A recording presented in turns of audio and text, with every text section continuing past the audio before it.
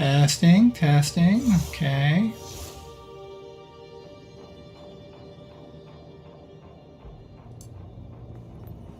Still not quite happy.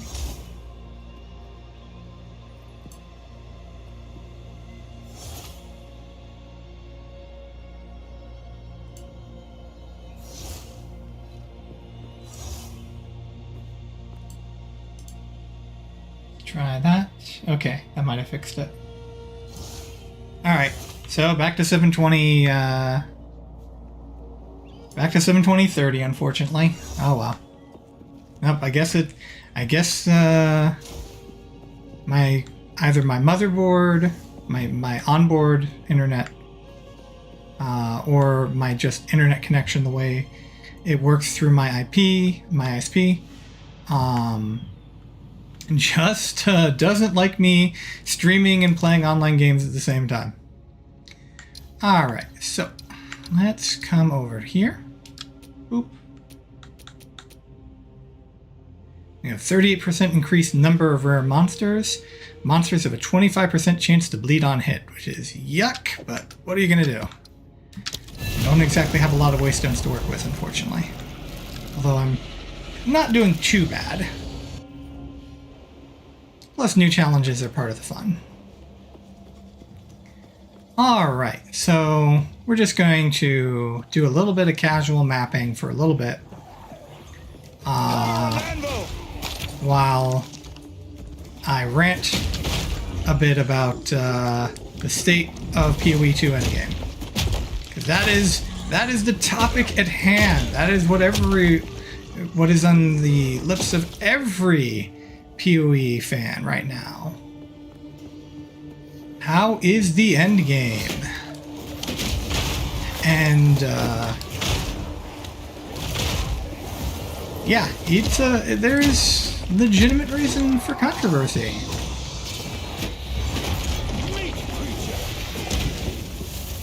Now, how am I going to phrase this?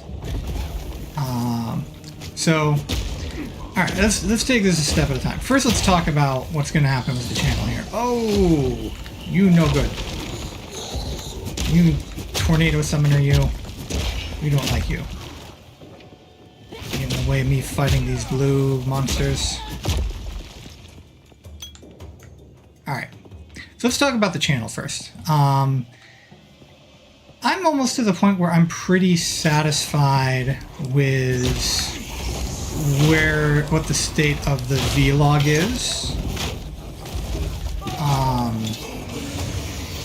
I'm not entirely satisfied with what was accomplished. I do wish I'd managed to get like a few more eyes on things.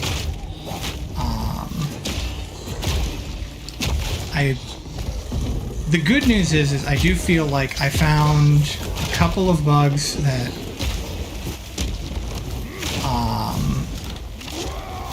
were not previously reported before I found them. So that, in my opinion, is a good thing. So that right off the bat was accomplishing at least one goal. Ooh, tier 2 topaz ring. Nice. I think that's my first tier 2 item. Like the whole, again, the project had two real goals from the get-go. The first was, yeah, bleeding is hurting a lot. Bleeding is kicking my butt. I'm going to have to be very careful. So goal number one was provide the best feedback I could. And I solidly documented all of my feedback up to endgame. I'm still providing. I literally just provided my initial endgame feedback the other day on the PoE feedback forums.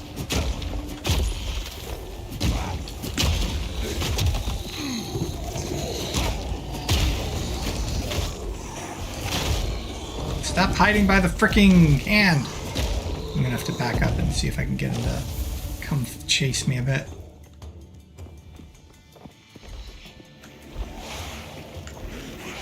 Chase me more, please.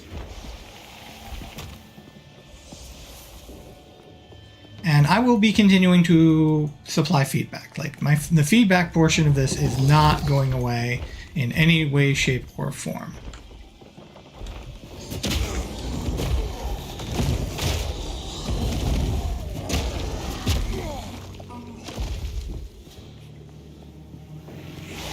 And I will continue to apply and grant and give feedback throughout the lifespan of PoE 2. So that's not going to change. That part is, in my opinion, not complete, but also already successful. Just a regular Valquitas there. But as far as getting eyes on the game, I've gotten a couple of people curious and interested, and that's nice. But I was hoping for maybe a little bit more than that. I was hoping to get a little bit more eyes on the feedback itself. You know, make sure that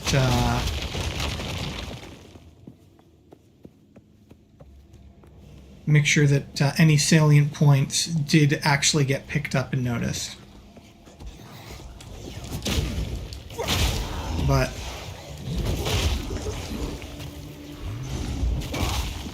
I am at a point where I would not be uncomfortable stopping the project.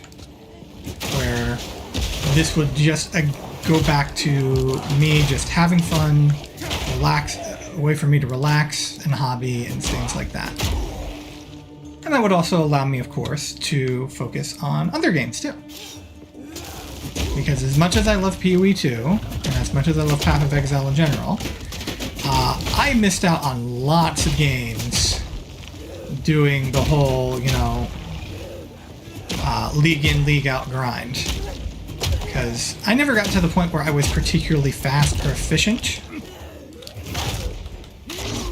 Weird though, it seems like she was just constantly missing me. Like I have almost no evasion.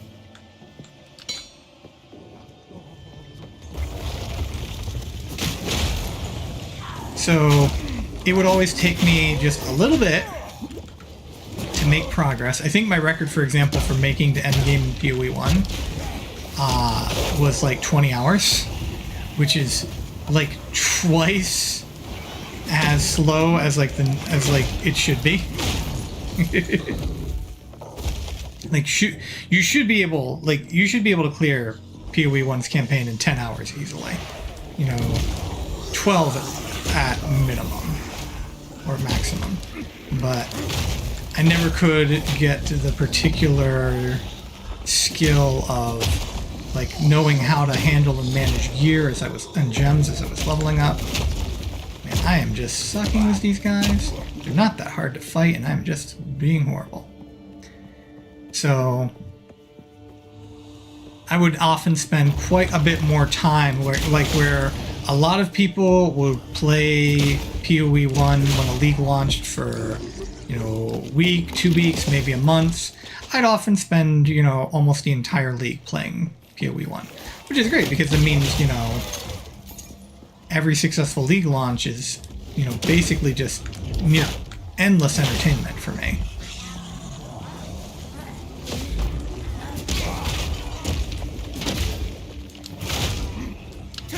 Especially since, you know, being able to find something I can do that is, you know, relaxing and doesn't stress me out. You know, doesn't seem to bother my migraines is always a blessing. But as I said, missed a lot of games. Like, I still haven't beaten Shadow of the Erdtree. Heck, I still haven't legitimately beaten Elden Ring. Like, all of my success in Elden Ring, all of my has been either assisted or in seamless co-op. I have not managed yet to sit down and just single player playthrough with a build I want to play and just, you know, manage to get all the way through all of Elden Ring, let alone Shadow of the Erdtree. So that is something I want to do. And then there's all kinds of countless. I've got a friend who really wants me to play the Outer Worlds. Or not the Outer Worlds, Outer Wilds. I always get those two mixed up. But really wants me to play Outer Wilds. I started playing that and then it fell off of Game Pass. So I really want to do that. I have a copy of it now, so I don't have to worry about it staying on Game Pass in order for me to beat it. See, still a couple of Elder Scrolls and Bethesda, like the good Bethesda games that I still want to beat. I have not beaten Fallout 3 yet, which is one of my favorite games. I have not beaten New Vegas, which I feel utterly ashamed by. I want to do another playthrough of Oblivion, but I want to do a heavily modded. I found some Oblivion mods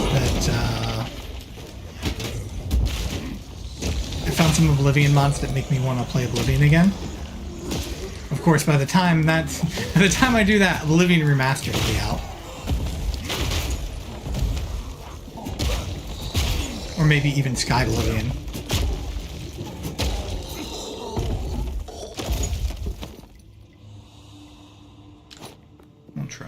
We'll roll on that.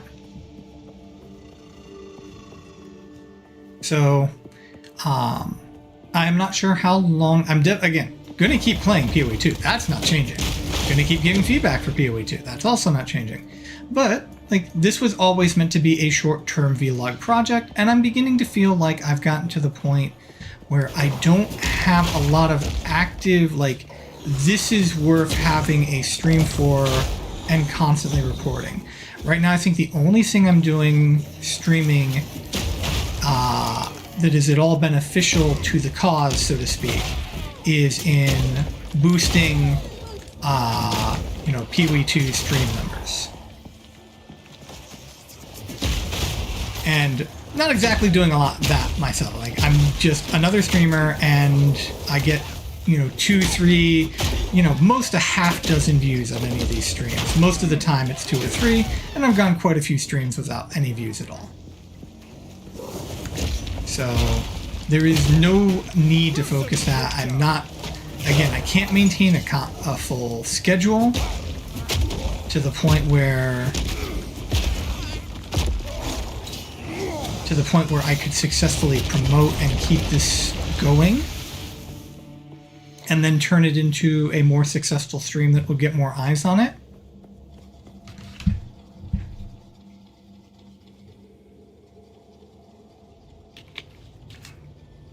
Sorry, need some water suddenly.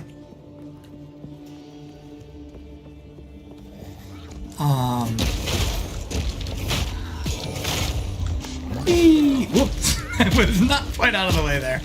And now I'm shocked. Yay, I'm shocked with things that can do significant damage around me.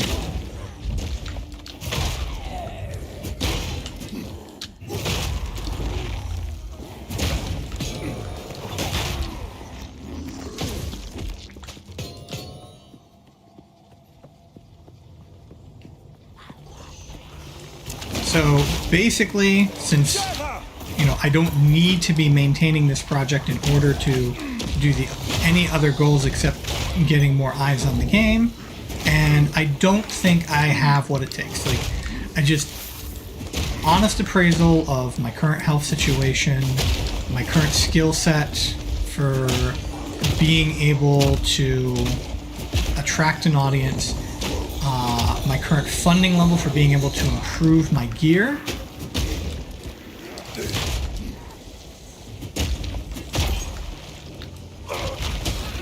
Improve my gear, improve my internet connection.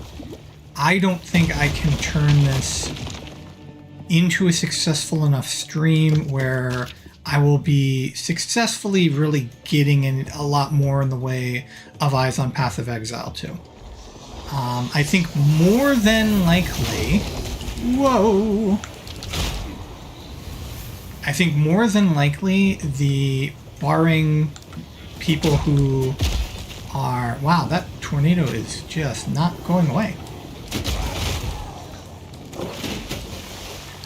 Barring people who were like, okay, well, I'm curious, but I'll wait till it's out of early access.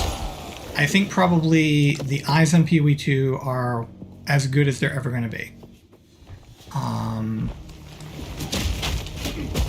And I'll be honest, I don't think that has a lick to do with me. Ah! Again, that freaking tornado. Like, I am not so vain to think that anything I did on the run-up to the release of Early Access contributed in any way towards the, like, just blowing away GGG's expectations for what they were going to accomplish.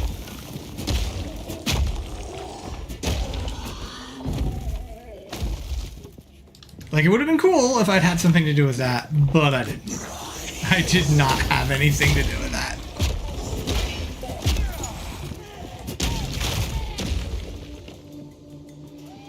So, that being said,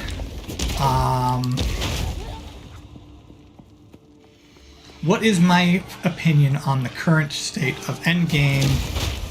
You know, since this is potentially going to be one of the last, if not the last rant I do on stream, what is my opinion on the current state? What are my plans? How am I going to be proceeding from here? The probably not final streamed feedback, but maybe penultimate feedback. The next potential feedback being if I manage to get to any pinnacle bosses, I will probably go ahead and stream those pinnacle boss attempts. Oh, I probably will stream. That is one thing I will probably end up doing, is I will probably stream my trials. So right at the moment, I am currently collecting trials so that I can make my attempt at the third trial. I also kind of want to get more trials to make an attempt at just doing the 2 trials.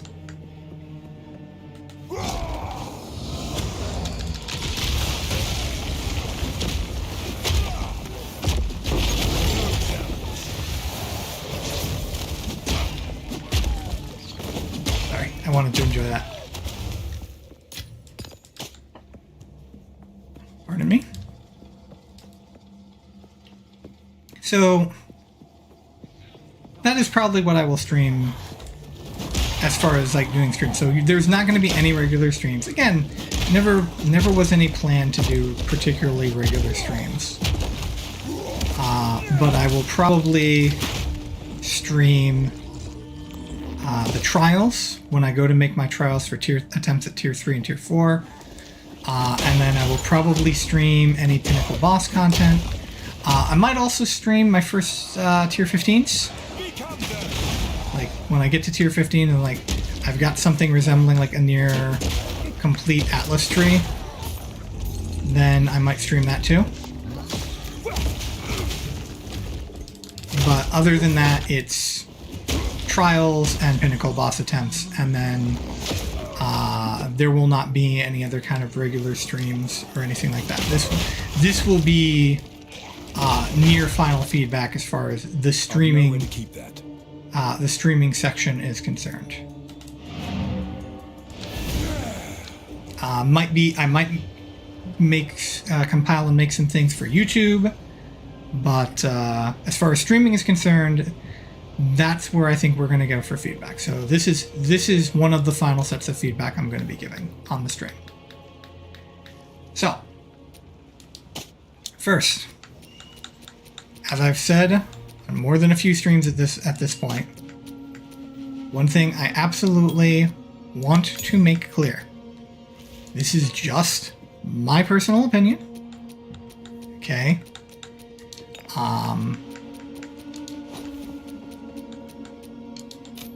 I think very strongly, I feel very strongly that it is very important that as many people give their opinions as possible for this game in order for it to become the best version of itself it can be.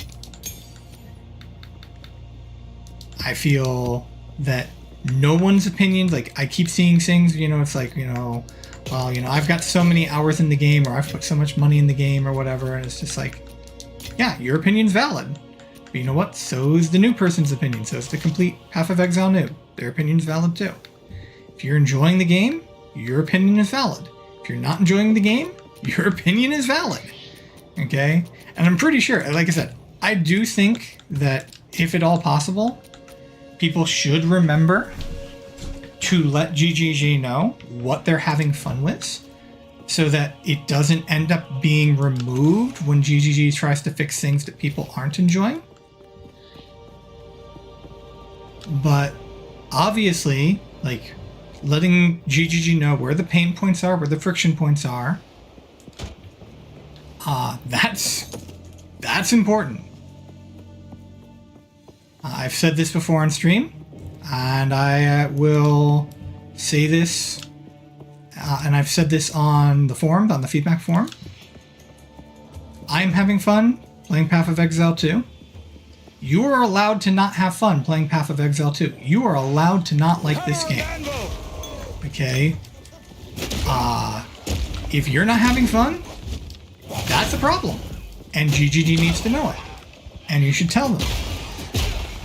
Now, I've also said that I do think that people have been just a little bit hyperbolic and even in some cases toxic when it comes to giving their feedback, which I don't think helps.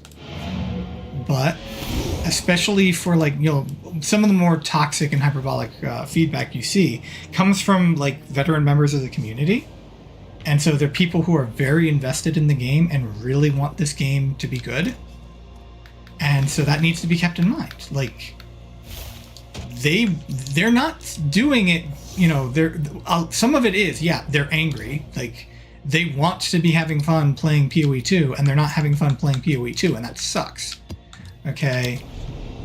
So they are angry, but, you know, most of them do still want this to be a good game. Like, they're not trying to kill the game. They're not trying to ruin the game. They're not trying to ruin it for anyone else. Now,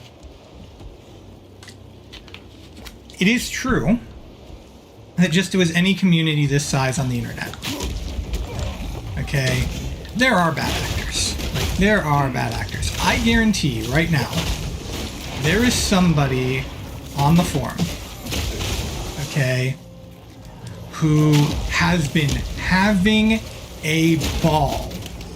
Like, they are, you know, they've just been absolutely loving their time spent with this game. Okay, they're having a ball, they're having fun. Okay, and then they go to do trading, and while they're sitting in their hideout, doing their trades, they jump on the PoE forums, you know, the feedback forum, and they leave the most hate-filled and vile clickbait threads, you know, talking about, how Tencent is, GGG is now, CCP thralls, and Tencent's ruining the game, and, this is abandonware, and I guarantee that those people exist and they're doing that. Similarly, on the same note, there's probably somebody who is not the least bit invested in the game at all. They're not playing. They're not. If they are playing, they might not even be having fun or enjoying themselves. And they're leaving all of these, trollish,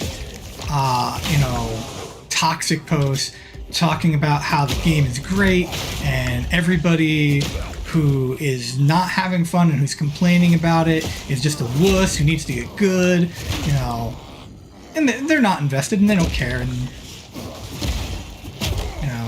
it is possible to be invested in this game and, still be a troll. It's possible. And of course, people just literally, since you can just make free accounts, okay,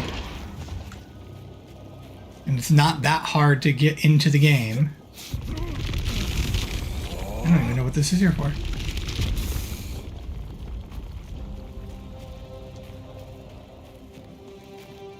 Ooh, boss fight? Nope, there's something out there.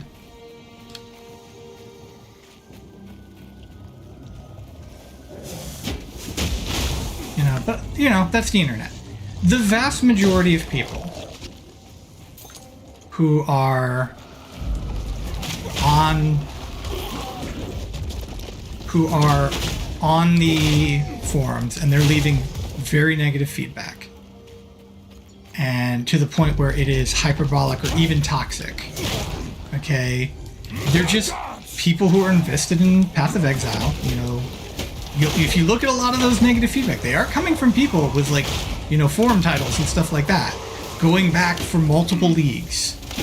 Okay, so they're very invested in the game, and they want the game to be good, and they're worried that GGG is going to embrace, you know, especially since, you know, PoE, since PoE 1 isn't going away. Okay, they're worried that GGG is going to embrace this new community that has come in. You know, these newer fans who very clearly are enjoying this game. Okay, they're, you know, coming from different types of RPGs that really like it, you know, and the end result is they're not going to see GGG make a game of this quality that is for them. Okay, they're genuinely worried about that. Now, I do not think that this is a rational worry. I think that this is a worry born of, like, kind of, again, just the other, you know, hyperbolic and trolling from, again, either whether they're, you know, honest or trolling. I think this is from, you know,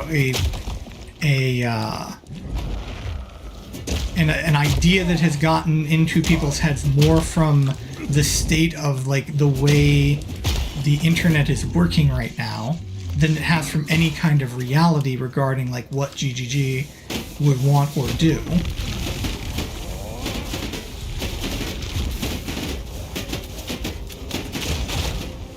But it is something they're genuinely worried about. By the same token,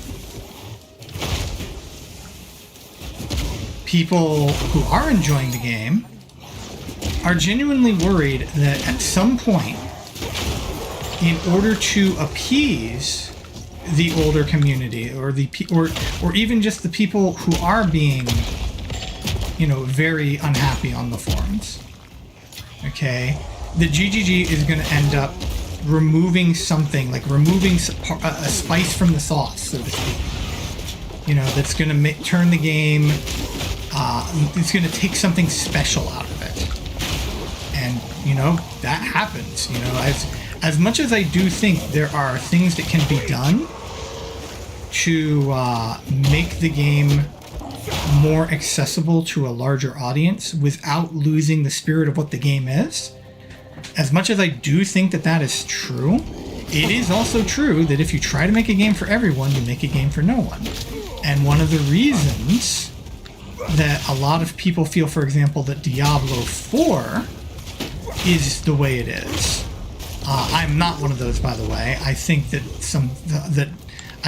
Diablo 4 was much more ruined by bad micromanagement by people who should have been staying out and letting Blizzard cook. That's my opinion on the state of Diablo 4. But there are people who think that one of the reasons Diablo 4 sucks is because Blizzard was trying to make the game for too many people at once. They weren't choosing an audience. They weren't trying to figure out what the core Diablo audience wanted. You know, they were trying to. Hold on a second. Oh boy, this is a problem. This is a big problem.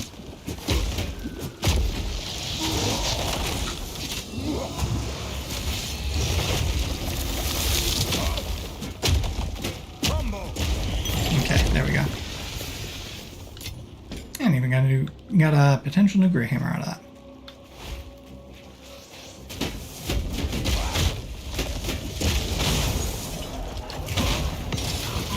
But no, it is, there have been multiple cases of, you know, pieces of media in this world that were ruined by trying to appeal to literally everyone, to try to see if you could, you know, focus test and find the secret formula to make something that everyone would like and spend money on, as opposed to just trying to make something good and let it find its audience. So, but I don't think GGG is the type of company to do that. I don't. I think they are going to adjust and change the game as they see fit, both in response to feedback from the community and in keeping with their vision. Like,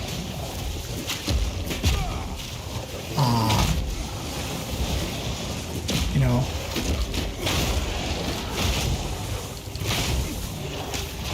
know, some people worry that, you know, PoE 1 has, you know, drifted too far away from their vision, and so they're not, it's not the favorite, it's not going to be the favorite child anymore. The simple fact of the matter is at the end of the day, PoE 1 is still an extremely deep, complex, hardcore action RPG. And I think that Grinding Your Games is happy with what they have made and happy with the results. Okay, I do not think that Grinding Your Games, you know, secretly wants, you know, PoE 1 to be ruthless. I think Ruthless was just an experiment that some of the, you know, the more veteran members of the team wanted to try to see, like, you know, hey, like, is there, you know, first of all, how would the game play if we did these kind of things? And B, is there an audience for this? And for those of you thinking that it's like, well, yeah, no, and then you decided to make this Ruthless, it's like, no. They probably learned shit from Ruthless, like that happened, because you're gonna learn what you can from wherever you can. Okay, but no, this is not Ruthless. It's really not. But yeah. So, long and short of it, you know, the vast majority, like I would say the overwhelming majority of the people who are leaving feedback, whether it be good feedback or toxic feedback, are people who genuinely want this game to succeed, and you should continue to do it. You should be continuing to leave the feedback that you want to leave. Now, I will argue, as I have before, that feedback should be as constructive as possible. Okay? It is one thing to tell GGG you're not having fun. Okay? Regardless of the tone or timbre of your forum thread. Okay? Whether or not you are very politely and eloquently expressing that you're not having fun with the game. Okay? Whether or not you're being extremely hyperbolic and, you know, or even toxic in explaining how you're not having fun with the game. The end result, you know, is still GGG going, okay, this person's not having fun. Okay? And then at that point, they basically have to go, okay, they're not having fun. What do we do about it? Okay? So, regardless of how polite or, you know, kind you're being, I've nowhere to keep that. Or how toxic you're, and, you know, asinine you're being, you know, just going on the forum and saying you're not having fun isn't going to help anything. Okay? You got to give them some actionable feedback. Okay? Now, there are plenty of people who are doing that too. Like, that is definitely something that is happening. Yeah, just a moment.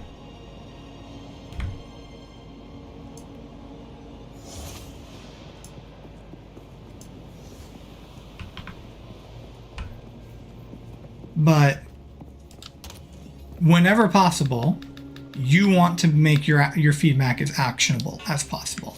Like, you want to be as specific and direct as possible with what is going wrong with your play experience. You know, you need to let them know, okay, it's like, you know, I'm not having fun because, like, these are the things that seem to be taking me out of the experience. You know, these are the things that are... Man.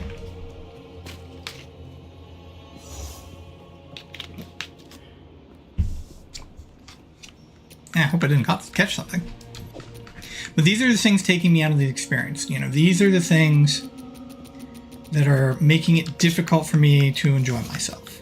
Okay? That's, you know, what you want to focus on when you leave feedback.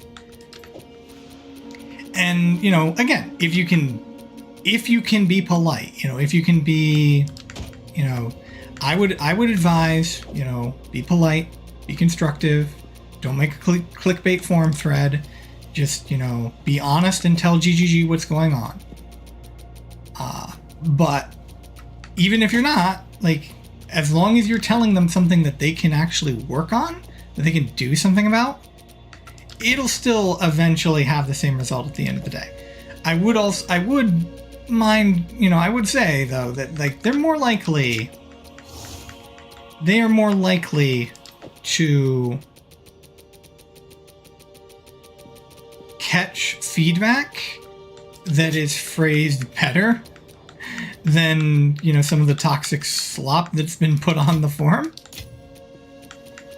Like, it's just a simple question of, you know, if you read certain things, like, you know, if you're reading through forum posts and you're looking for actionable feedback, you know, you're naturally, you know, no matter, you know, and knowing that, well, it's their job, it doesn't matter if it's their job. Like, you know, there's a reason we don't, like, overwork certain employees, because, oh yeah, you know, even though it's their job, you know, to, like, fly the plane or drive their truck correctly, you know, that's not going to change the fact that if they're overworked and exhausted, that they're going to perform their task improperly. And the same thing is true for, like, any kind of, like, feedback on the forums. You know, if they're just, you know, rubbing their temples because, you know, they're reading yet another thread that is, you know, accusing them of, like, not caring or not listening or whatever. Like, you know, even if they're, you know, you're a trained individual who's used to dealing with that kind of harsh criticism, it's gonna get to you. Just a fact of life. So it makes them probably less likely to be able to act or, you know, to read and understand what's going on and make actionable changes. You know, not more likely. Oh, bastard. Had a bit of a glitch there. Kind of wish I was recording. Might have to make a note of that later. I can check on the stream back. Alright. See, we've got 3 rares in here. I'm going to try to lure them out. Like, I am not going to fight 3 rares at once, if I can help it. Thank you very much. We're going to switch to... Darn it, that was not what I wanted to do. This is what I wanted to do.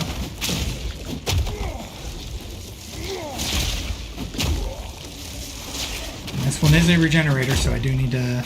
I want to use the bigger weapon both because of the fact it's summoning lightning mirages and because of the fact that... actually, I need to remember that I can just do this too. Oh. Cool. Another tier 2. That's nice.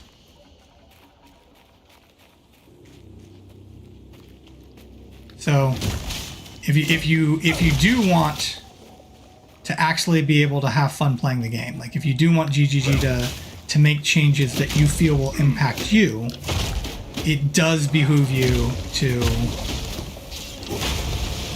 you know, phrase your criticism as politely and as succinctly as you possibly can. And again, focus on actionable elements. Focus on things GGG can actually do in order to fix the game and make it better. Another tier 2.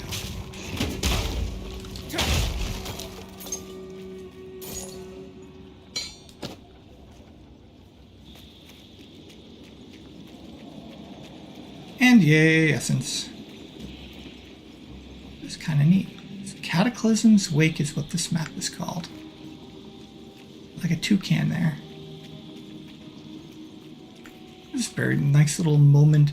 Kind of like a nice little moment of peace and zen. At least until I unlock that essence. Pardon me, wow. Yeah.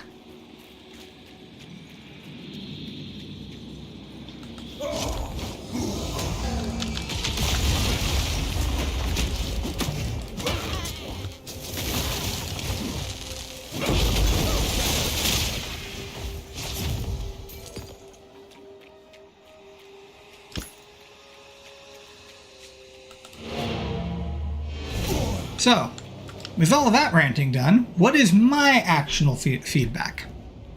Okay. What do I think? What do I think needs to be addressed? What is negatively impacting my experience? Well, let's start with one big positive, because it's going to play a lot into the feedback I have to give. Okay. And that is, I freaking loved the campaign. It did have some, it still needs some work. It needs some polish, some spit and elbow grease. But on the whole, I really liked the campaign. I liked it playing on normal. I liked playing it on cruel.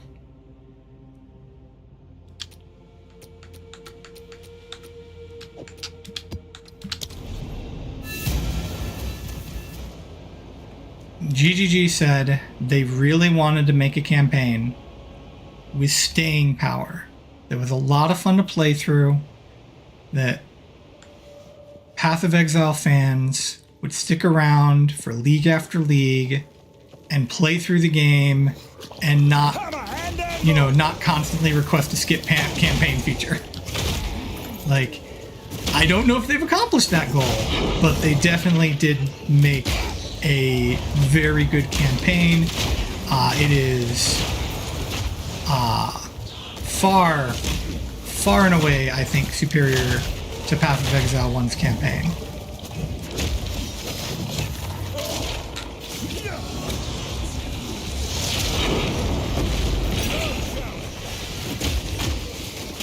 Yeah.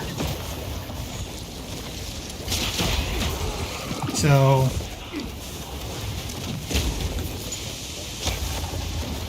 right off the bat, that is some positive feedback I have, and it is important also for my feedback for Endgame. Okay. Now, one of the things I really liked about the campaign is that it felt like the pacing and progression were very well tuned. There were definitely some weak spots. I do think that some of the areas in the game are a bit big, and it would have a little bit more snap if some of those areas were smaller.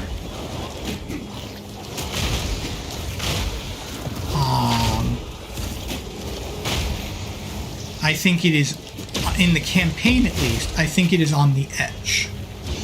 Okay? I think in the campaign, things are currently on the edge of being too big. Okay, where depending on what your patience for and how much enjoyment you're finding out of the combat encounters in each zone, is going to determine like how much you think, how much smaller you think the zones should be, and or how much potential there is for zones to grow and expand later on in later acts, in acts 4, 5, and 6.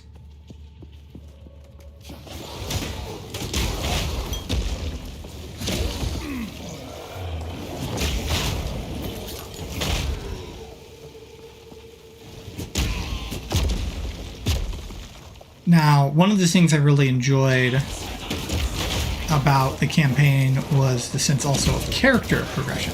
So progress through the campaign felt pretty well measured to me, okay? But I also thought that character progression felt like it was really, really well paced and well done.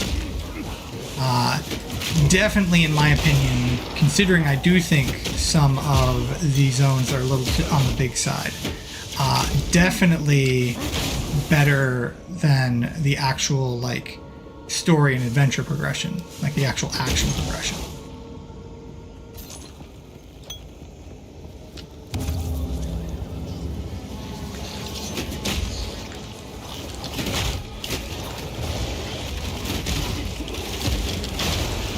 Out of that.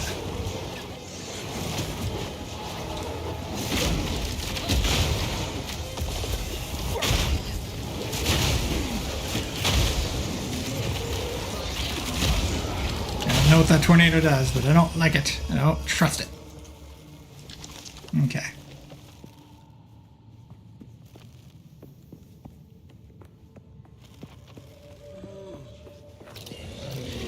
But just, I think the points at which I was leveling up felt relatively like well paced. I think that finding improvements to gems, with the exception of a brief point in Act 2, where it felt like my gems were stuck where I was getting support gems, but I was getting support gems, but I wasn't getting any jewelers to add any support gems to my gems. Man, that is a bit of a mouthful.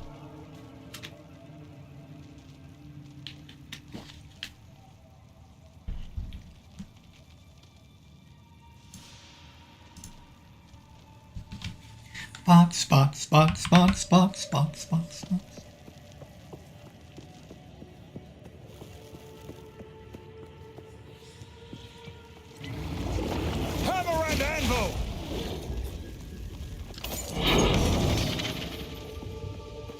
But other than that one moment, I thought everything came at a really good pace, with really good pacing, including the ascendancies, or at least the first 2 tiers of the ascendancies.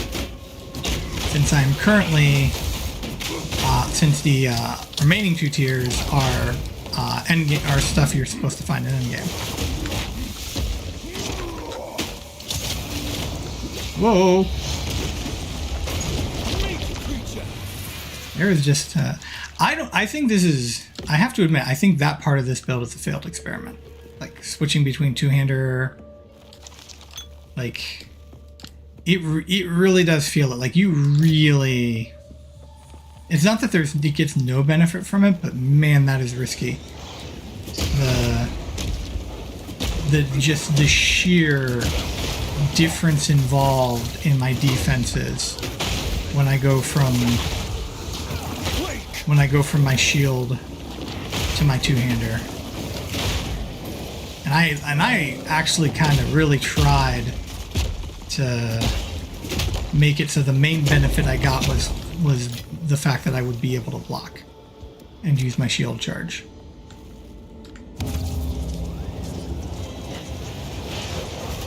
Additionally, I think they did a pretty good job on combat pacing too, as far as like making it feel like the encounters were getting scaling in intensity and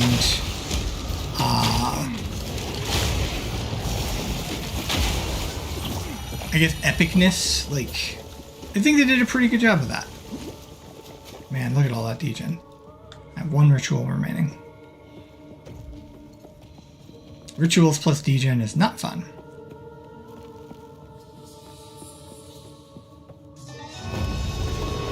Oh! Hi! I know this one. This is one I struggled with a bit in the campaign.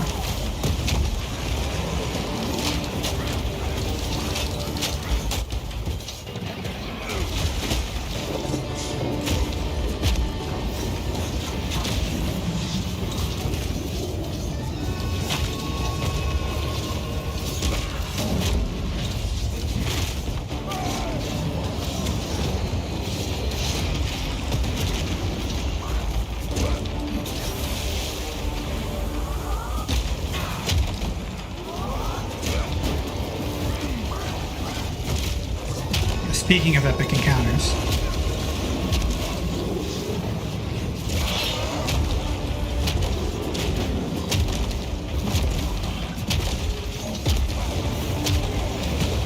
alright, let's see if I can lure him.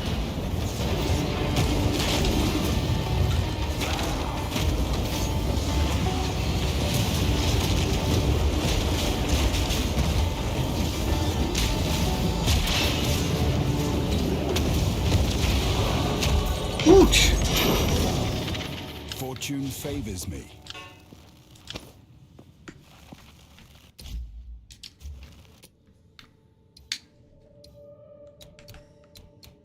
All right. Zoom out a bit.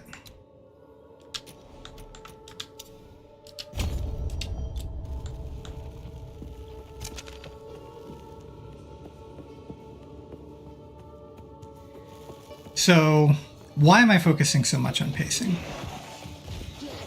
Well, as you might have heard, one of the big complaints about Endgame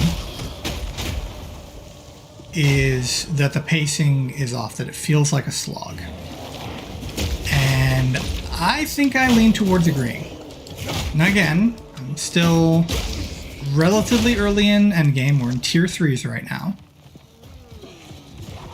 But I do feel like the pacing is just way off, especially considering how good the pacing was in the campaign. I feel like things slowed way, way, way down. I feel like there's a little bit of a lack of direction to the end game, like kind of like almost to feel like a lack of sense of purpose.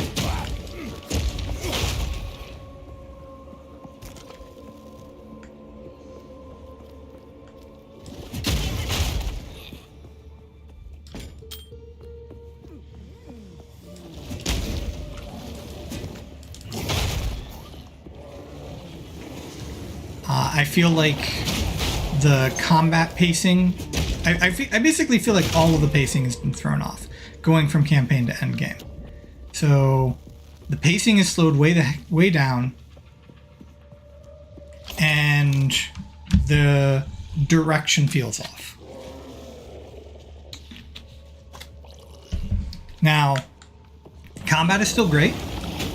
The boss fights are great. You know, they're still great. I can't wait to see what the pinnacle boss fights are like. It's one of the things that is making me hesitant to do any kind of reroll, even though part of me really does just want to get back to playing the campaign again and trying out different classes and seeing what different playstyles will be like. Maybe seeing if I can get the Thorns build to work for this game now. And that is what we're going to be doing after this, by the way. Once I'm done with this ranting portion and my endgame feedback, I will be moving over to max roll, and we're going to see if we can plan out a new character. Freaking degens and ritual are not fun.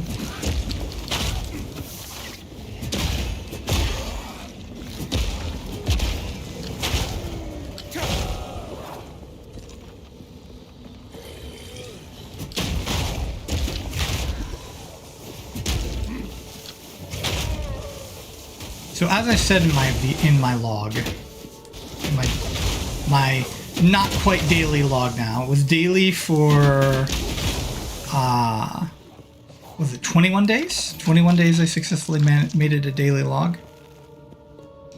And then when I got to endgame, it's funny, when I got to endgame is also when my log slowed down.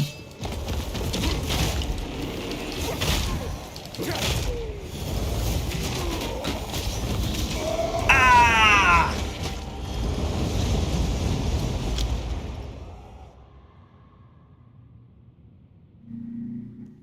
All those rituals. Oh, that's okay. That's okay. I think I'll wait for a fight first. Oh, and part of the problem was, again, I'd lost a ton of defense. I lost a ton of defense. Yeah, and those rituals are now gone. So, by the way, in case you didn't know, they did roll things back here. So, if you die in a map, right now it does not appear to brick the map. But, if you die in a map, any encounters that were in the map are gone. You lose them, which kind of sucks. Alright. I don't know what is this symbol? Let's see if it'll show me. Let's try mousing over, see if it'll let me mouse over what that symbol is. Alright, there's a tree. Or not a tree, a legend. There we go. Irradiated. What does irradiated even mean, though? I can't quite figure out what the irradiated does. Well, either way, before I do that, I need to dump off my gear.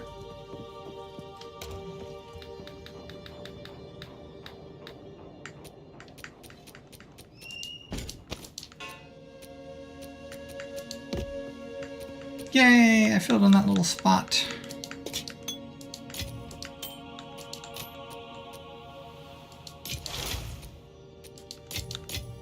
Do I have any left? Earthquake. I think I've got them all. I think all of my skills are currently level 15. I wonder what those are trading for. That might be worth trading in. Whoop.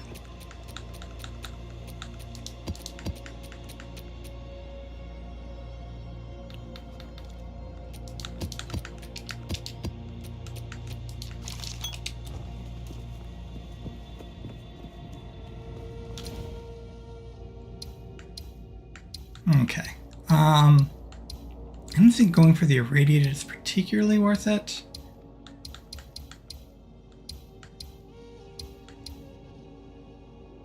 I think what I'll go is I'll go for here. A lot of encounters here, and then there's a boss over here, so.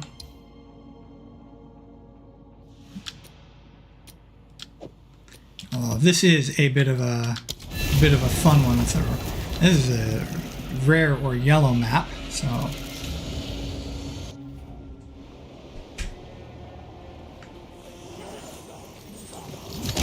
Oh, is this where? Is this the one that has that central area? Yeah, Cataclysm Twig.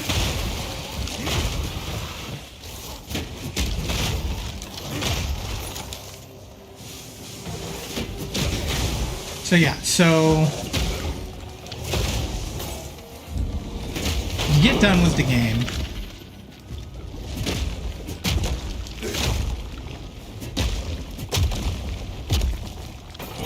Punctuating points with the beat of my hammer. Although to be fair, it's a mace. Although one of the weapons I have used at times is a hammer, this is a mace. So, anyway, so I got done with the game. I got done with the campaign. Had that wonderful freaking transition. Okay. Had a bit of encountered a bug loading my atlas, but bug is reported. That's bug. That's not. It doesn't have anything to do with design. It's just something that has to be hunted down in the debugging process.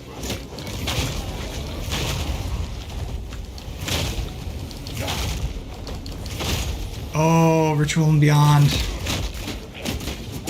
And this is a very tight area for the Ritual too.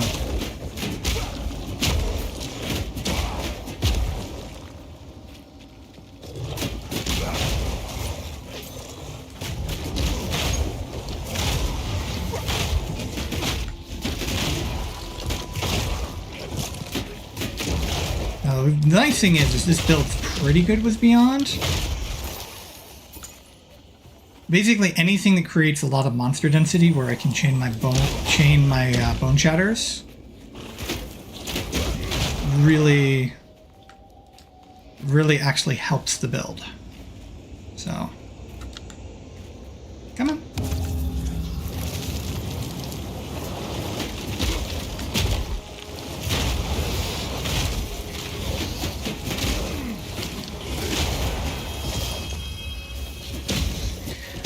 But I think the first thing that noticed that I think felt off was the first quest you get from Doriani is just clear 10 maps.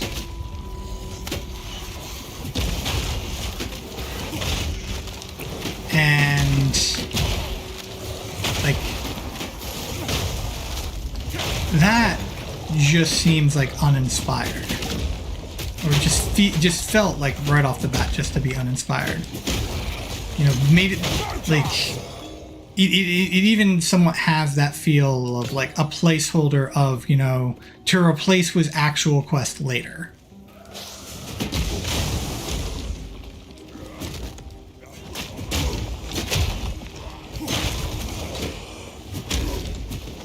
I mean, it kind of works with the theming of the story right now. It's like, you know, well, you know, we're getting a foothold. So the first thing we need to do is we need to explore some of the surrounding area and, you know, clear some of the corruption that's going on, okay? So that kind of works like that, but at the same time, it's just, okay, so it's just like, it has that whole WoW quest feel, you know, collect 10 wolf livers, you know.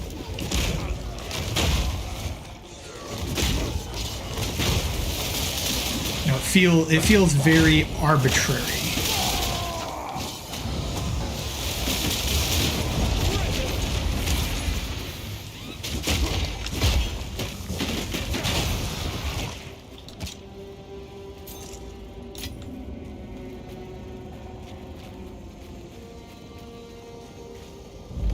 And then of course, you do the first quest, you know, clear 10 maps. You know, clear, I believe it's phrased like clear 10 tier 1 plus maps. You get 2 Atlas points, which is not enough to get you to any notables. So you're gonna be picking up 2 minor Atlas passives. I felt kind of railroaded with those Atlas passives too.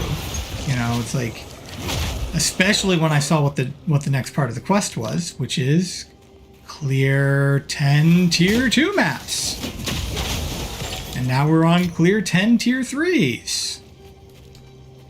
It's like I'm sensing a pattern.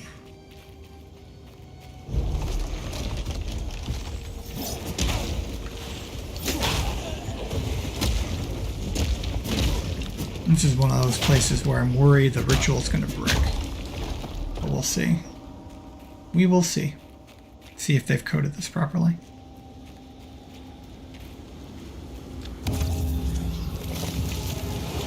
This is such a tight confine.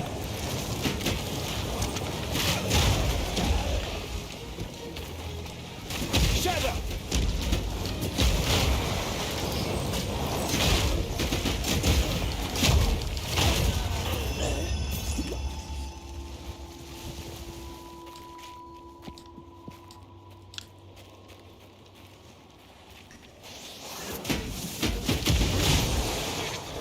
So that, of course, pulled both the quest pacing off, or, you know, quest pacing and progression off. I was like, okay, you know, before, you know, we're in this active chase, to now it's like, well, we're just kind of exploring the area. You know, there's not really anything active about what's going on. It's just exploration. Okay, which is fine. Like, there's nothing wrong with exploration being a theme for a game, but not normally what I would associate with an action RPG, and of course somewhat out of, you know, somewhat different and out of, not in line with what we've been doing so far in the game.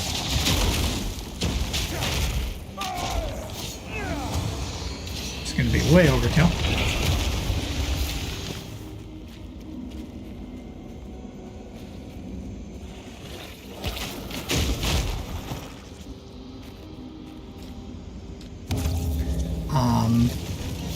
But then also the quest progression fell off as well, because it's like, okay, you know, we're going from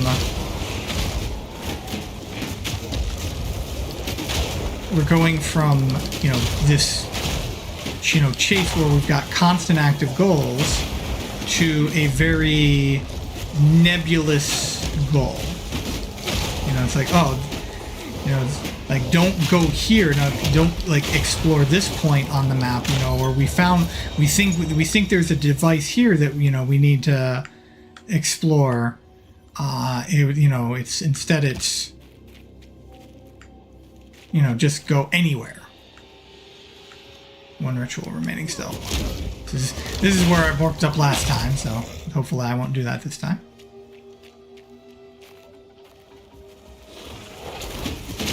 And then there's also the reward pacing feels off, because it's like, okay, in the campaign, you know, there was roughly some kind of like quest and reward for every zone. Okay, didn't matter what the zone was. You know, and there were exceptions. It wasn't literally every zone, but most zones had some type of quest, you know, at the very least some kind of small reward tied to them. So, you know, it's not quite, but close to a reward per zone. And now we're getting, you know, a reward every 5 zones. You know, we're getting an Atlas passive every 5 zones at this rate. So that is a huge change in pace that makes it just, even if those passives are going to potentially be more impactful than the rewards we were getting in the quest or in the campaign, which included things like, you know, huge buffs to spirit and you know, buffs to resistances and stuff like that.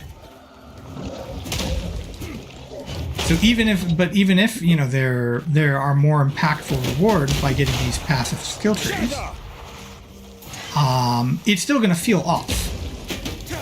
Like it would make more sense to me to make them less impactful and have them occur more frequently after, you know, again, because it's like, if you start the precedent of, okay, we're going to do something every zone, you know, or nearly every zone, then nearly every map I should get a benefit.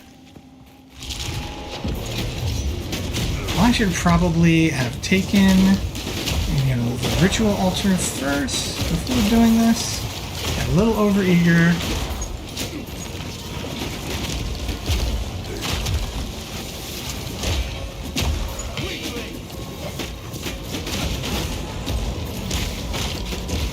I thought I had something.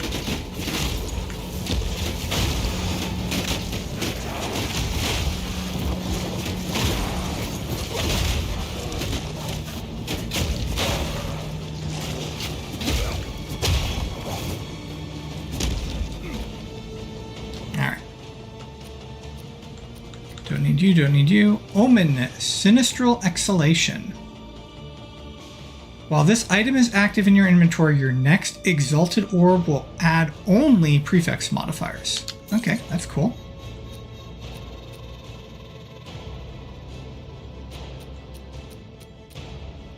And I guess I'll buy these just because I can.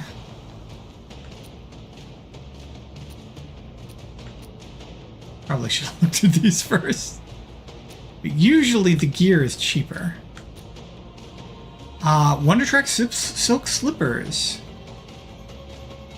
11% increased movement speed, plus 8 strength, plus 6 dexterity, plus 14 intelligence. Increased rarity of items found while in low life.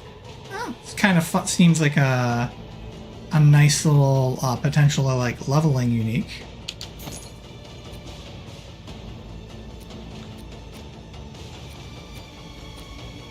And that's all we're getting here.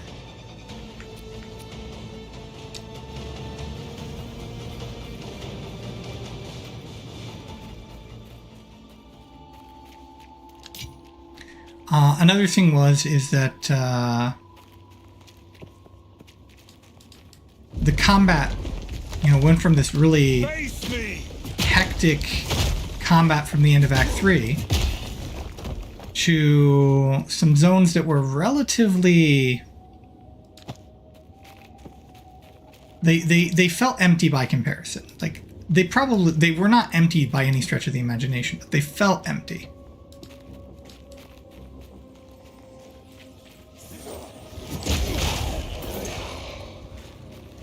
So even though the combat is still great and I'm really enjoying it still, I'm not having as much fun as I did at the end of Act 3. So the combat pacing feels off now. Then finally, with that comes reward pacing and reward progression. So I feel like, naturally, because again, just, nature of getting to higher levels and needing more XP, the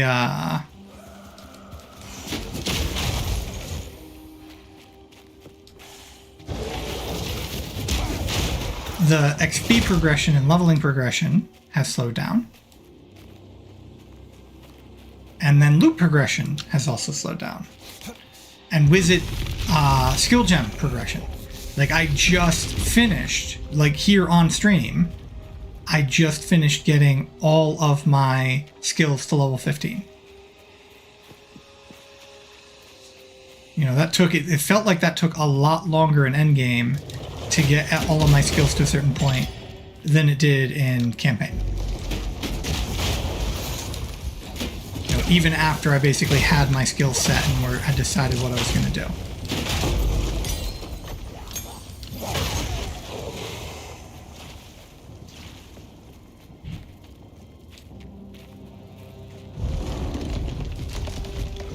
There's like one of you in every one of these dead ends, huh?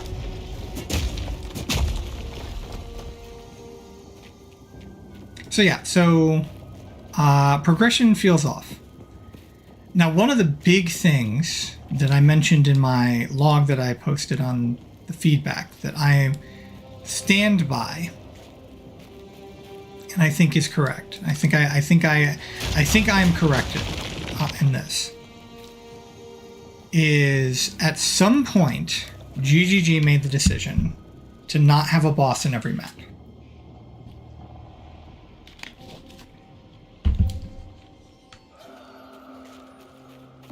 Now, if this were PoE 1, I would think that decision was completely and totally wrong. And if I had been in charge of development,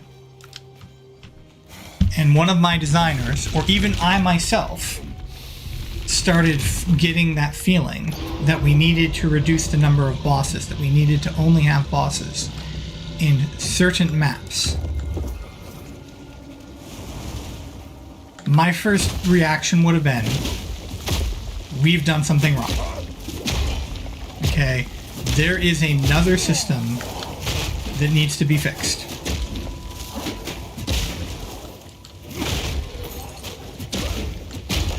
Okay, if our system design is currently telling us to not put a boss in every map, to take, in this case, since I'm talking PoE 1 at this point, okay, in this case, taking bosses out of the PoE 1 maps, okay, I would literally say we need to figure out what system is leading us in that direction, because that's a mistake. and we need to fix it. There is something else that needs to change, something else that needs to be fixed before we take bosses out of maps. Here in PoE 2, it's worse. It is so much worse because one of the highlights of this game is the bosses. The bosses in this game are phenomenal. They're so good. I do not understand how you can design bosses of this quality and then go and say, yeah, but you know what, we're not going to put them in every map. You know, we know that that's something we did in PoE 1, but we're not going to do that here. We're going to have less of these great boss fight encounters for the players to interact with. Like, that just makes no logical sense to me. Like again, I just immediately would be like, if I were Jonathan, or Mark, my immediate reaction would be, we've messed something else somewhere up. You know, something else somewhere. We need to fix this. This is not correct. We've made a mistake. And we need to find out where that mistake is and fix it.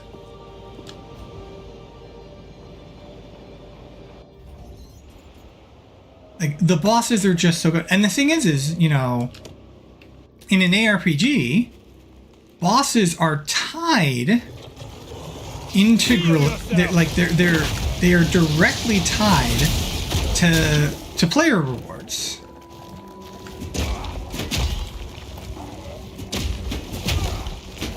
Okay, one of the big things players do to get rewards in a game is they kill bosses. Okay, especially in action RPGs. Like, RPGs in general. In the right hands, and, you know, games in general. Like, you kill bosses, you get rewards. Actually, I might as well bring this stuff back, since I'm going back.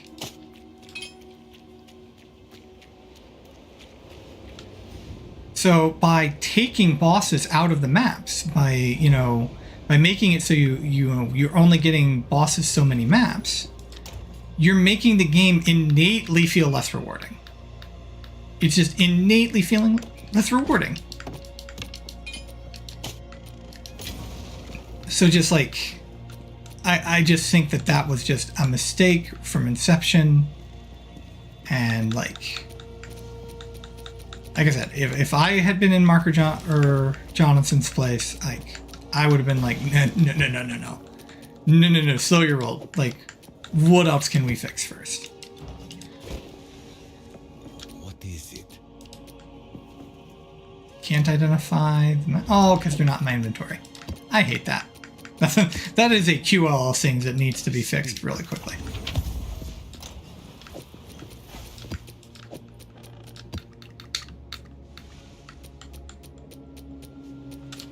Oops. Come on.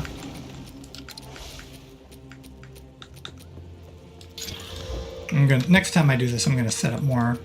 I hate doing this with the controller so badly. And I can't switch, so.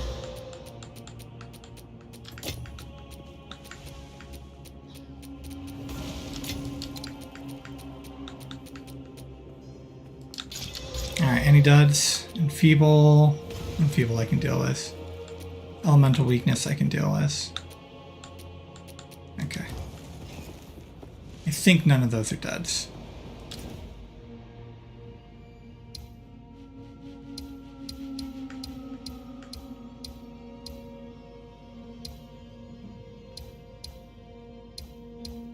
You know what? I think I want to come into this area here where I've got the tower. So let's go ahead. Do I have it already enchanted? Yes, I do.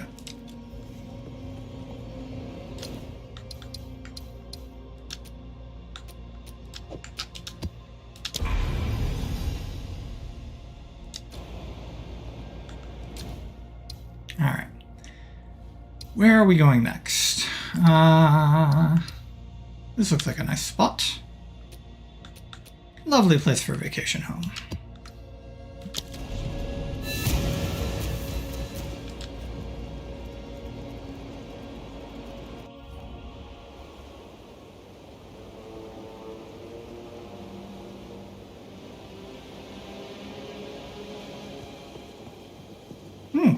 nice scenery. Wake!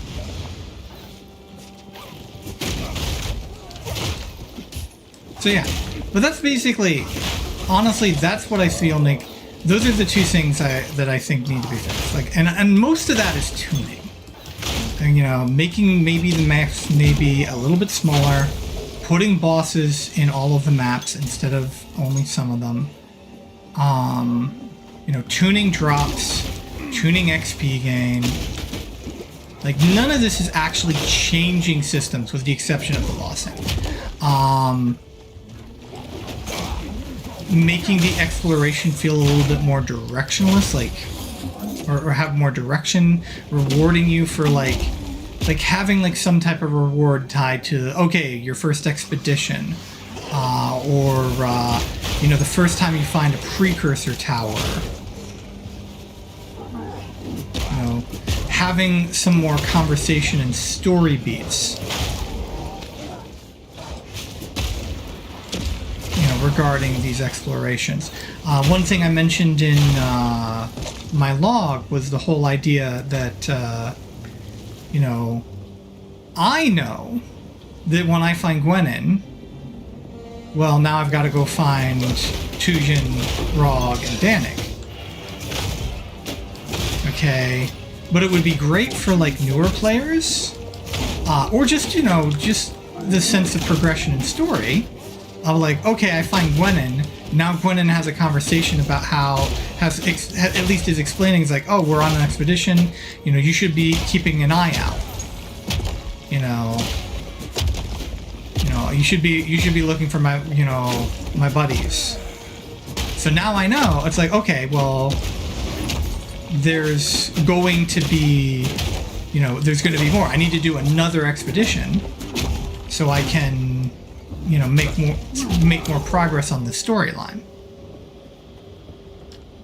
I'm not sure what we would do for like the rituals or delirium or whatever, but even still, just like having rewards where it's just like, okay, I have encountered a ritual, I've encountered a delirium, you know, maybe like, you know, you do so many of them and something happens, and this is a toxic as hell freaking ritual. Yeah, blows these up so I can do this.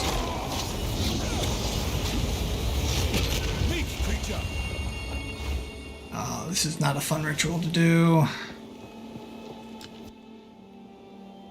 Got exalted orbs though, and another omen.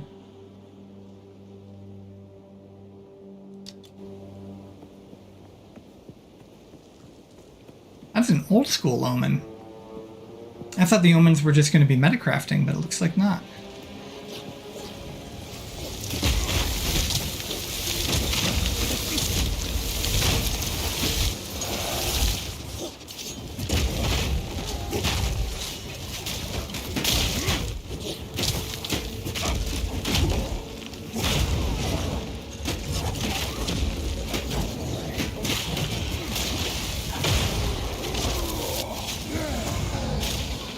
Where are you? Were you aiming?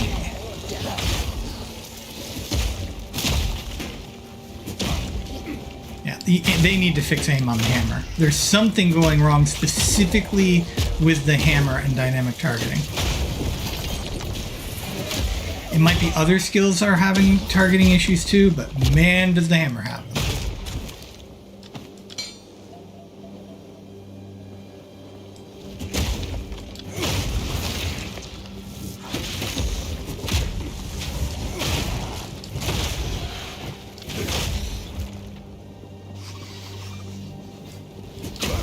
I always find those guys can be kind of cute.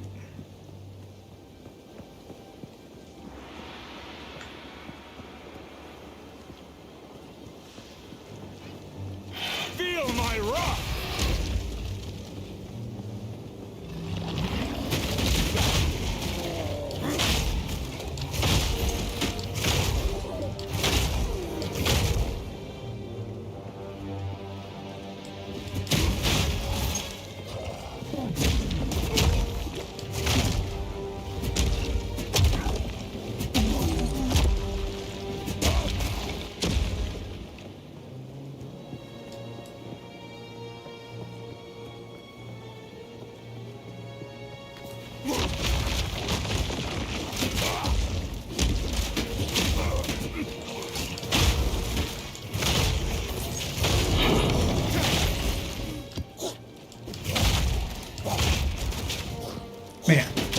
like I said, it's all I think most of it's tuning. I think some of it is like this is definitely not. That's the other thing I think that needs to be understood. I don't think this is the final form of the end game.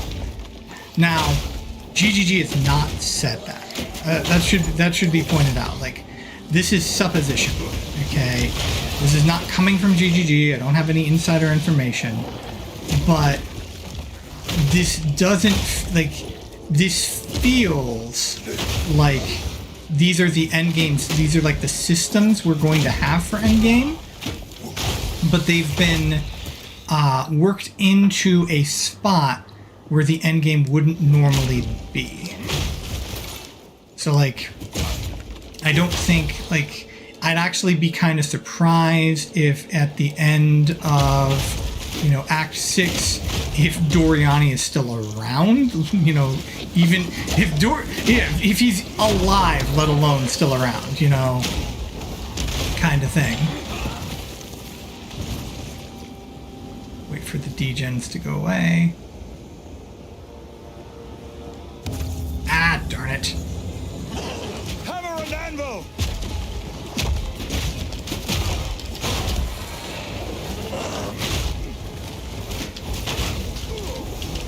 Ah, I'm gonna die. I am so gonna die. I am just whamming on my potion button.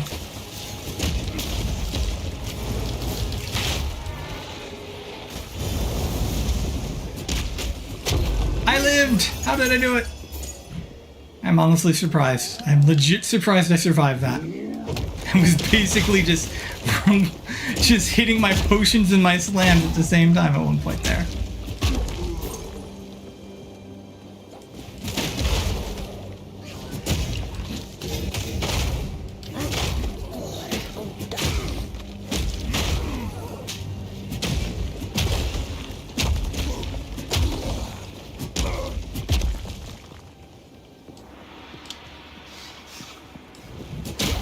Yeah, I think when we get to endgame, we will be dealing with a probably a completely different story. I don't think Doriani will be involved, and the questing might just naturally flow from there once we have like the actual, like, this is the end game story we're going to have. That might improve.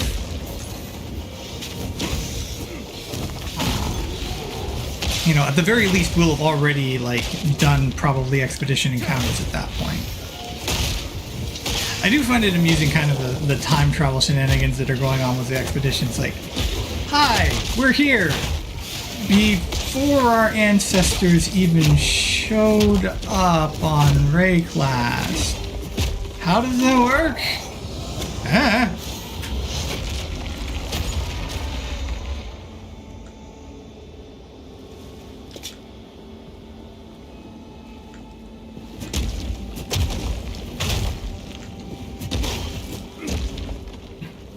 Like, yeah, the cataclysm must have screwed up the chronology. No chance.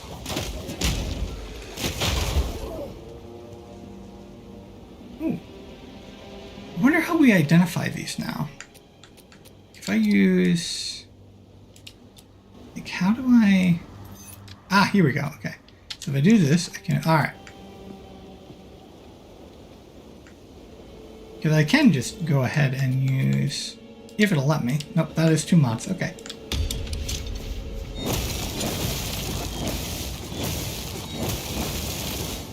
Well, that just keeps going, doesn't it?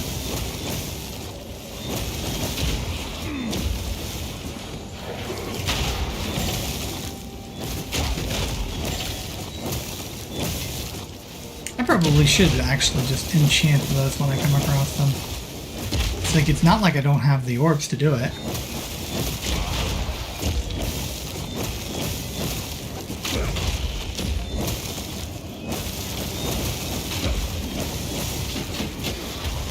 And here it's one where the terrain is making things weird.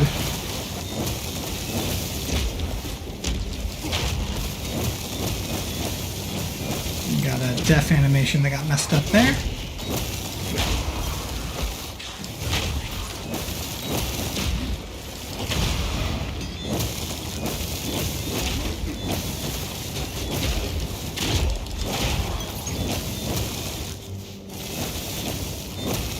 Fear will best you.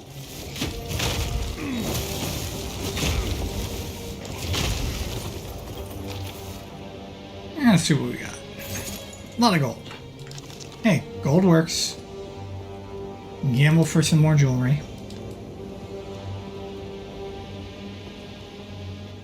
Did I activate this one yet? Nope, I have not. I should do that. Nice big area. Maybe this time I won't. Watch, this will be the one that kills me.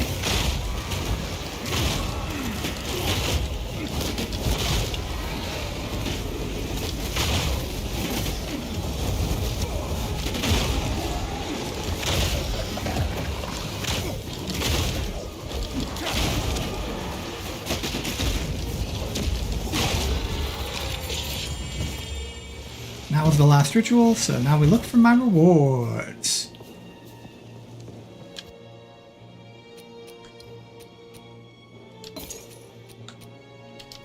That's not a bad cost for an Exile. I wonder what these are worth. I might buy a few just... I should try to sell them. I might defer it though. Depending on how much I have left over.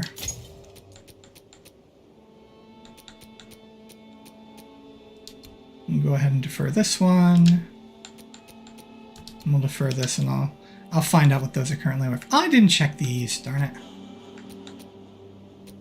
I'm not seeing anything though.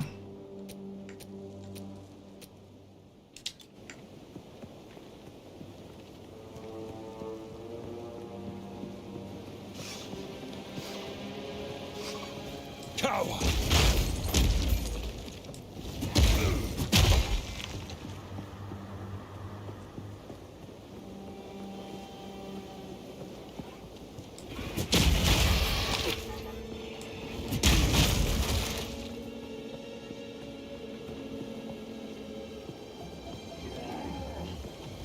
So, because I am finding Endgame to be less enjoyable than the campaign, part of me really does want to just re-roll a character. Like, as much as I want to try, like, the pinnacle boss encounters, you know, I also don't want to burn myself out when I have other things that I want to potentially do, too. So this is one of those things, another reason why I'm probably going to end the streaming project, save for... Oh, these guys are really, really kicking my butt.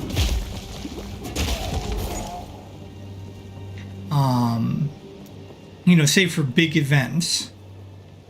I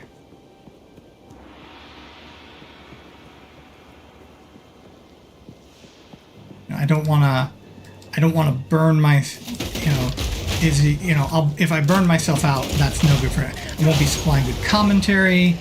I won't be helping get eyes on the game.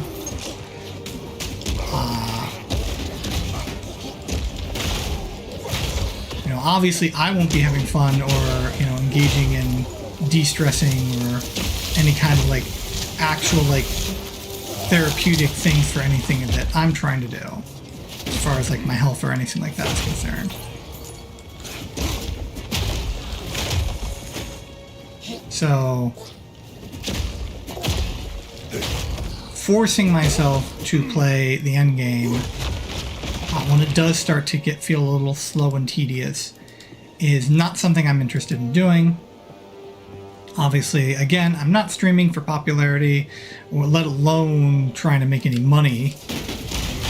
So I'm not just gonna stream the end game. Man, this has been the Purple Balls of Death map.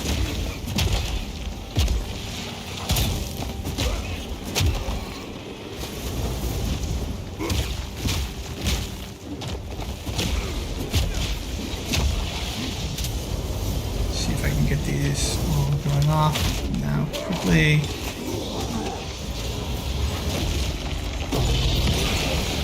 ECP!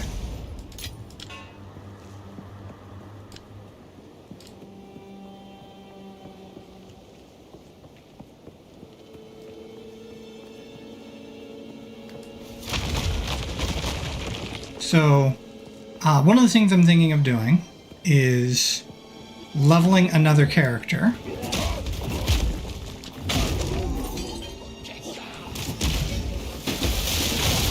In fact, actually going and leveling all of the characters. This will also help with like making things feel rewarding, because things that you know, loot I'd find that'd be like, oh, this is useless to me.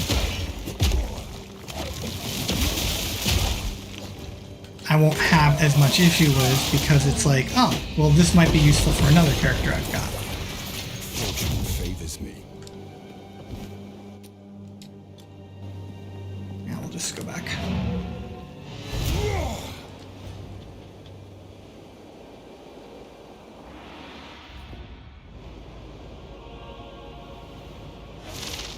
So, I don't know if I'm going to do... I probably, you know, I'll probably go ahead and just finish up these maps. Either that or fill up my dump tab, one of the two. One of the two stopping points. Oh, can't. That won't work like that.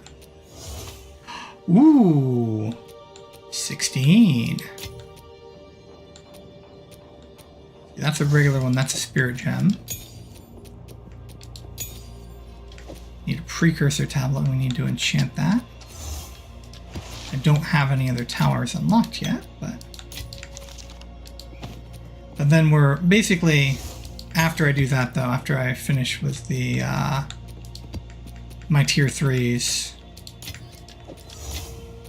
Actually, I can use, that's the other thing, I can use all these exalts. I've got plenty of gear that can have exalts used on it. So one of the things I want to do is get a prefix on, get a suffix on this. So, bam.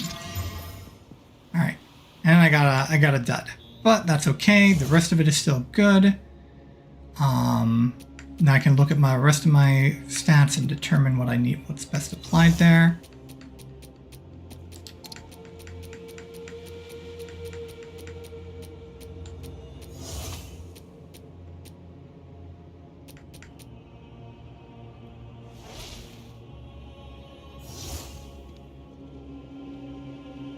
Bam.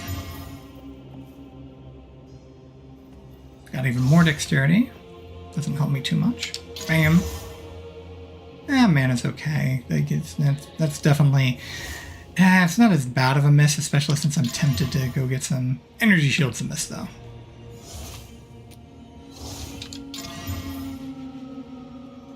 And a little bit of lightning resist on top of everything there. Alright.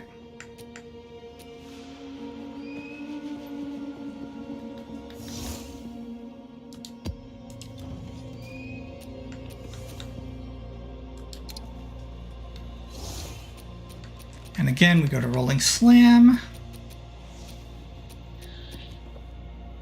Because that is the one I'm using the most.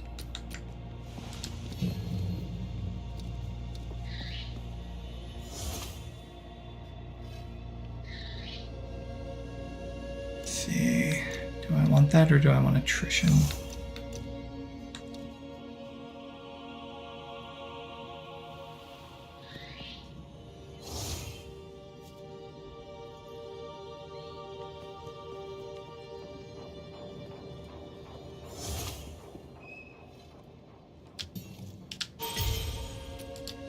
While Bone Shatter is equipped.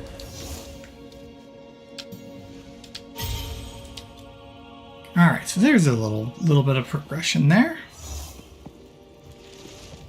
Okay.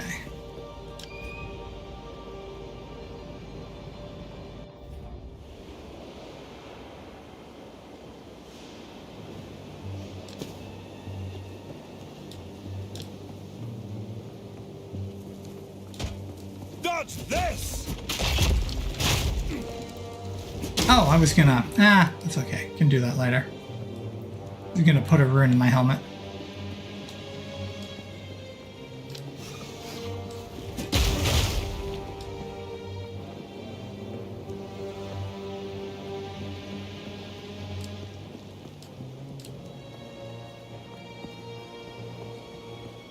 Yeah, I think I'll go ahead and I'll finish up my tier 3s, and then we're gonna go over to max roll, and we will look at designing my next character, because that is one of the things I find fun, and that's actually going to determine, like, as once we get our equivalent of Path of Building, man, I do hope that the Path of Building team is enjoying this game. Like, that's my one dread, where it's just like, no, it's fun, I swear. The simple fact is like, if they're not having fun, they're not going to enjoy, you know, they're not going to feel motivated to work on a project for this.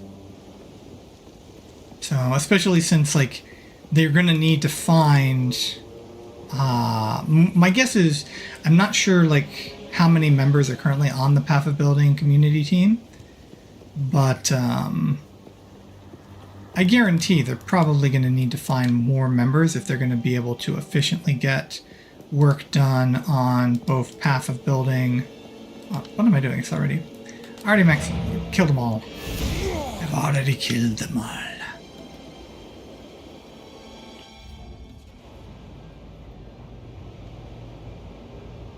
But yeah, if they're going to be working on both games, like, they're probably going to need more people. Like, granted, they only do... only...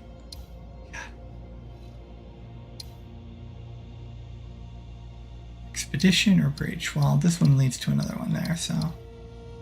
Which is Breach and Beyond. To infinity and beyond.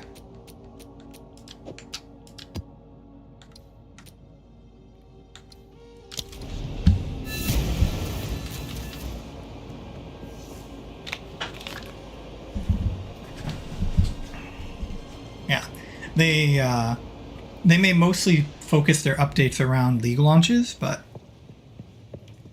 even still, like, just because they could, in theory, you know, with the intention to stagger, you know, stagger releases and launches, they could, in theory, have both systems, you know, have the same team running for both. It would probably be better to have separate applications,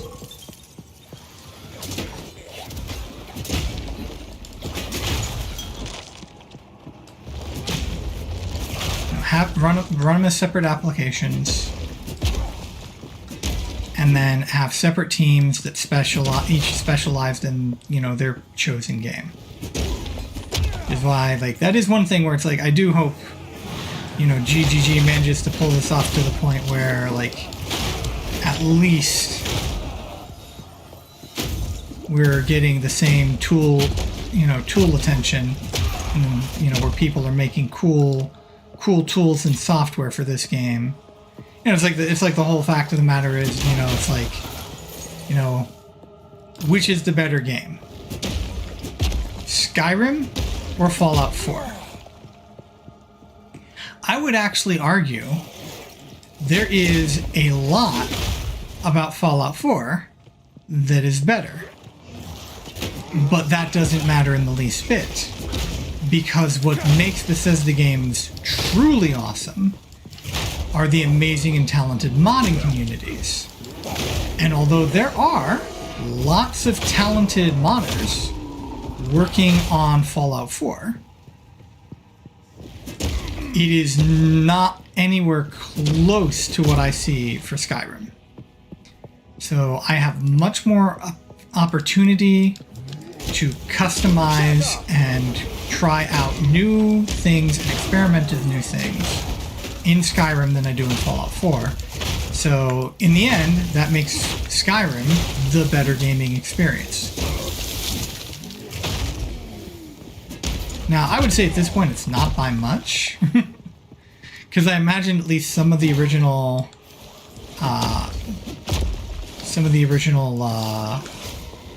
people who are, like, really dedicated into the Skyrim modding community might have moved to Fallout 4 modding just for a change of pace. And there are some really, really good mods for Fallout 4.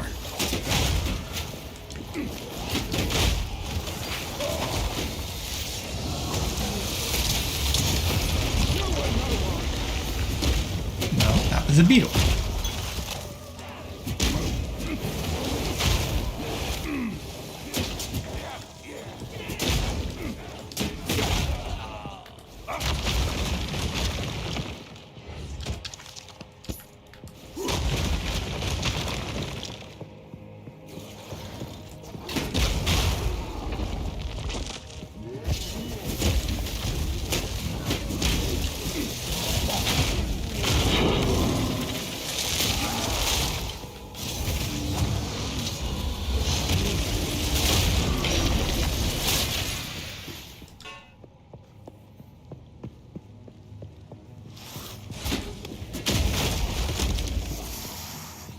Yeah, so I do hope that we will get a mod and tool making, I shouldn't say mod making, a tool making community around this game to rival or even exceed Path of Exile once, eventually. But I think at least some of that is going to be based on how well GGG tunes the game to get as many people enjoying it as possible. But that'll definitely be a test for me, because I have spent literal hours, probably the something, like, it would be curious to see, like, I should probably, it's too late for PoE 1, but I should probably, like, hook, whenever they make, like, the equivalent of Path of Building for this, should probably hook that into Steam so that Steam keeps track of how much time I spend, because that would be curious to see, because I have spent a lot of time in Path of Building. A lot. I'd have no clue what my total time has been spent on that, but I have literally spent, like, had, like, days where I'm, like, feeling awful and I need to stay up because of, like, a medication regimen or a doctor's appointment or whatever. And I literally just spend the entire day working on a build.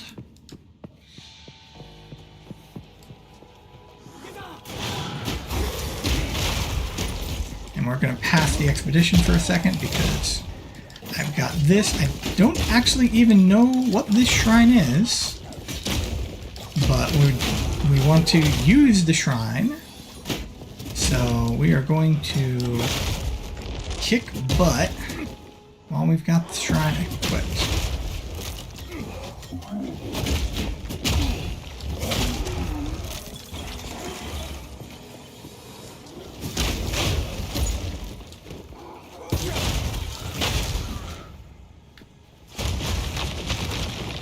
Alright. Wish I'd actually gotten to that rare. But yeah, that'll be my test for whether or not this game is going to have the staying power PoE 1 did for me. Is how much fun do I have fiddling around with builds for it. So today we're going to fiddle around a build for it. And we're going to get a little bit of that experience. That's a freebie. Well, everything is down this way, including the Expedition Logbook one.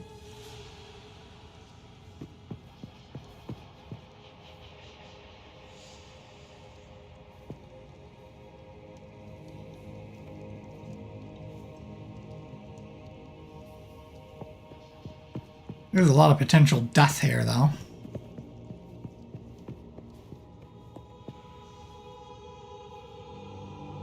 Oh, we're definitely not doing the regenerate. Alright. So it's to do.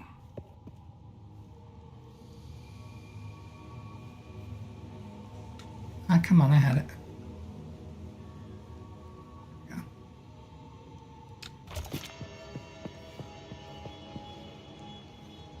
Again, we'll grab that because it's a freebie.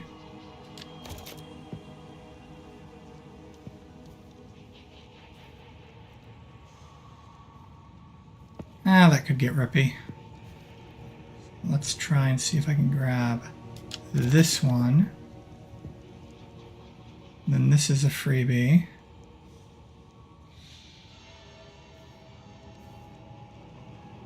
Really? Alright, well, we'll grab these two. Wish I could grab the other one. Grab these two.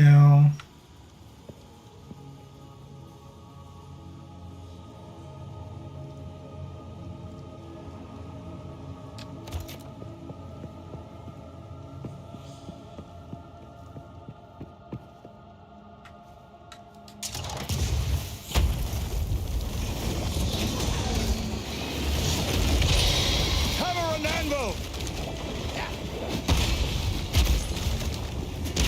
Fight by Tujin's side for a bit.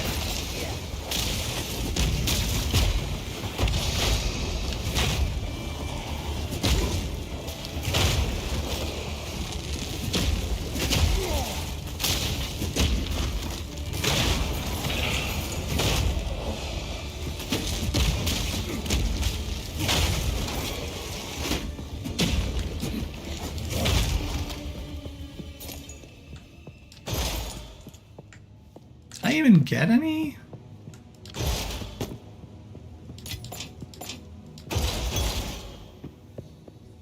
Oh, I completely missed that one.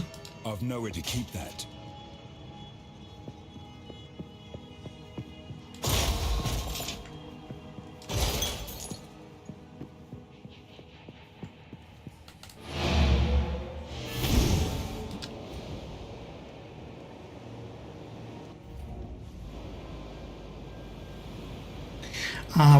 The big question, because the next build,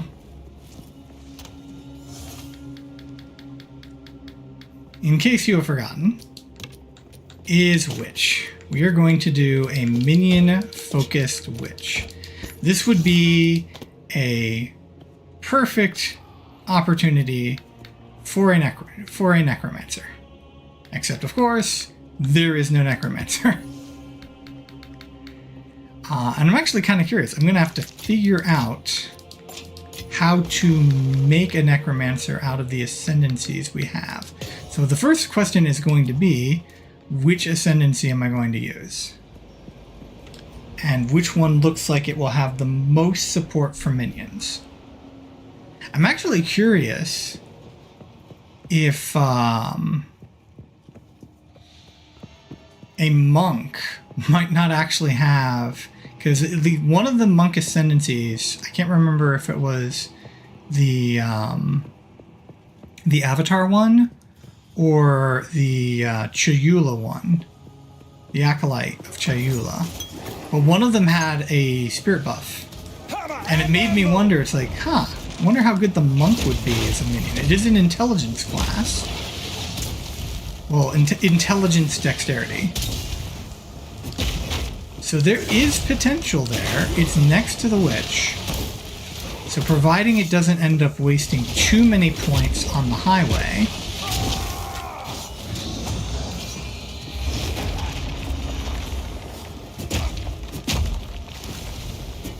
I do know what I'm getting from my next ascendancy here.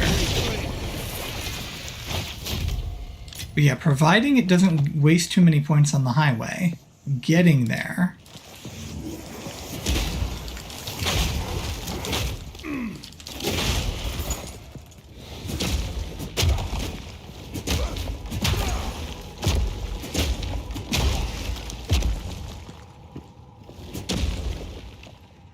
The monk might actually be the better necromancer, but that'll be like a more experimental one. So right now I'm focusing on more the how does GGG seem to want these to be built? I think this is slightly... It's only 5 monsters, but I'm also curious about chess.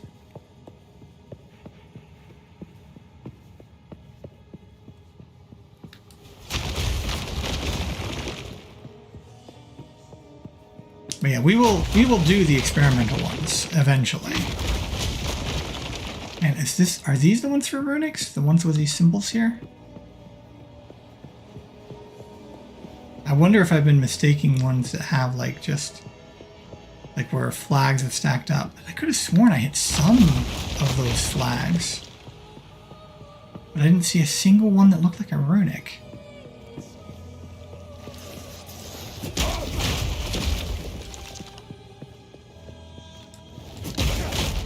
I see you creeping after me. Nothing but the utility belt. And utility belt is 20 and it's instant flask recovery, which I'm not interested in. All right.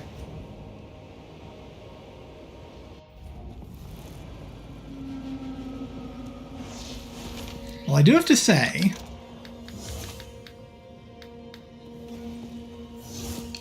oh, chaos orb. My dump tab is much, much more full than when I did the tier 2s.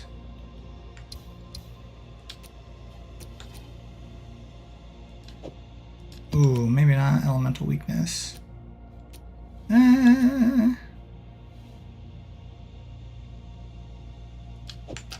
know what? Yeah, we'll do this one. We'll do this one with the breach.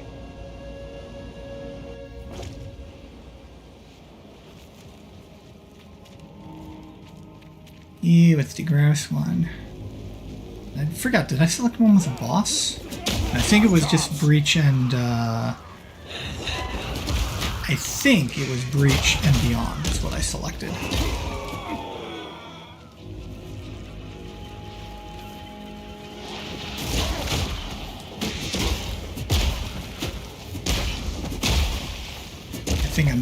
I think these things are light enough I'm stunning them instantly.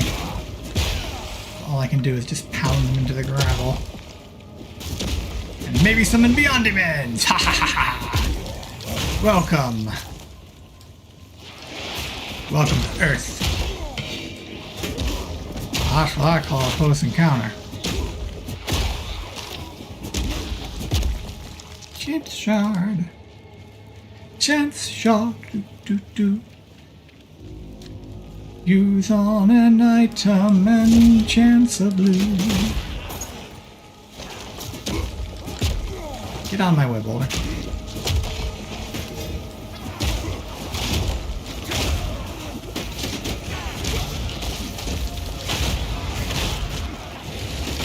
Now, one thing I have been told is Vol things, like Vol is that Vols are actually, especially if you're like not doing a lot of trading, Vols are potentially like really, really good. They are nowhere near as destructive as they used to be. They're still risky. It is not like you are not guaranteed that you're gonna like what you get from a Vol. But they are no longer as rippy as they used to be. Ah, darn it.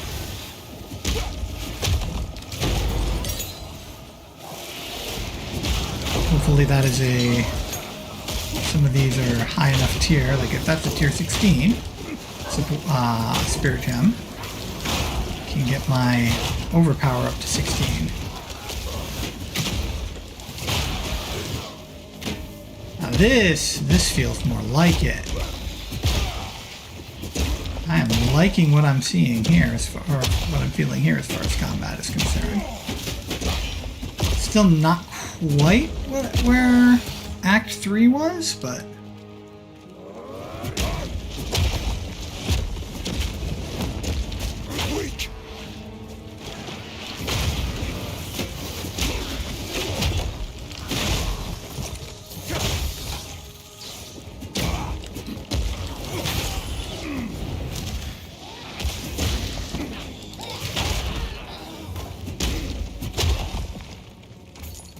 I gotta say, my head is getting aggravated. So at the bare minimum, we're gonna have to take a break soon.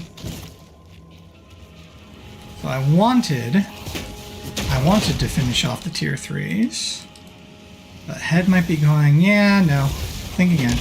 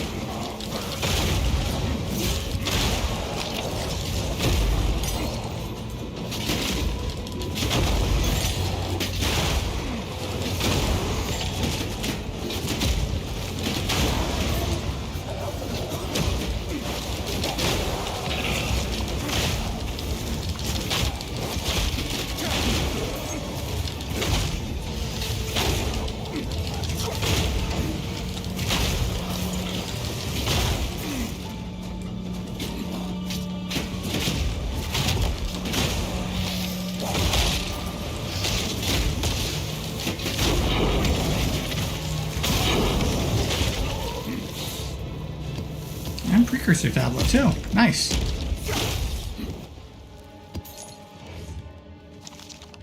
Didn't see any clasped hands though in that one.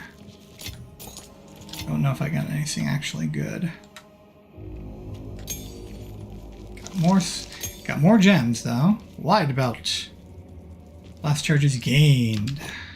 Don't know if that affects the ones that have the passive gain on them.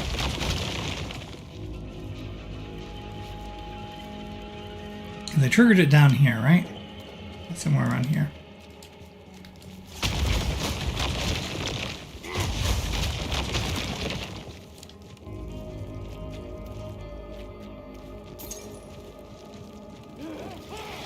Shatter!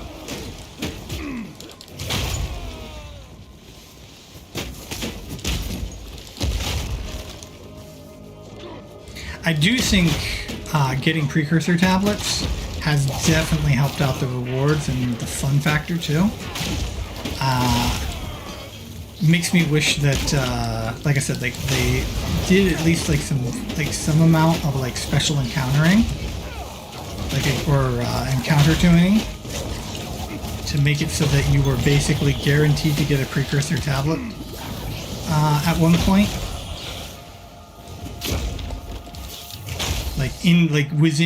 Basically as soon as you found like your first tower, like the map after was like a guaranteed precursor tablet or something.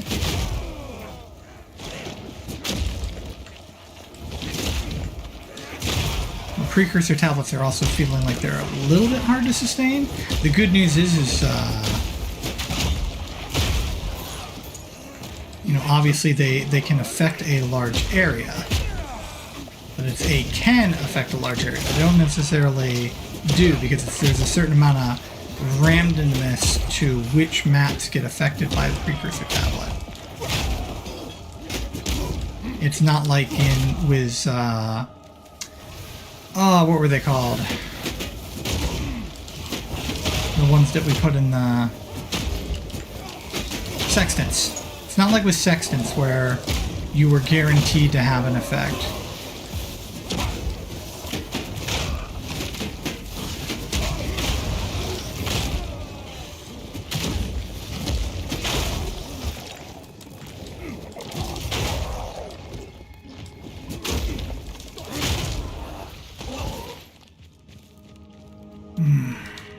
Yeah, this is gonna have to be the last map, I think. Darn. And it's literally freaking... I know better than to push myself, though. If my brain is saying, no, we're done, like...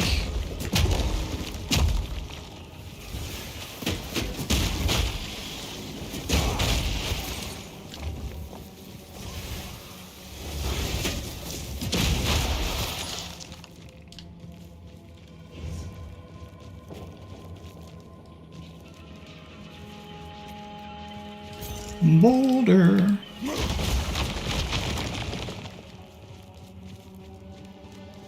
Cause yeah, like it would literally just be one more map after this one, and I get all and I finish tier 3s. But like I said, I know better. I know that that would be asking for trouble.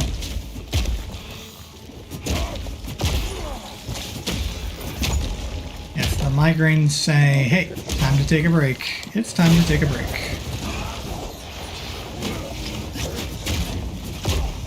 I swear also was these higher tiers beyond it spawns more readily. Which is a good thing in my opinion. Like, forget just the rewarding aspects of things. This build thrives in high monster density. Like, it is... Like, as long as I can get my Bone Shatter off, I can clear. As long as I can get my hammer off, I can boss. So, I think I might have accidentally stumbled on a halfway decent build that just probably needs like a little bit of fine-tuning.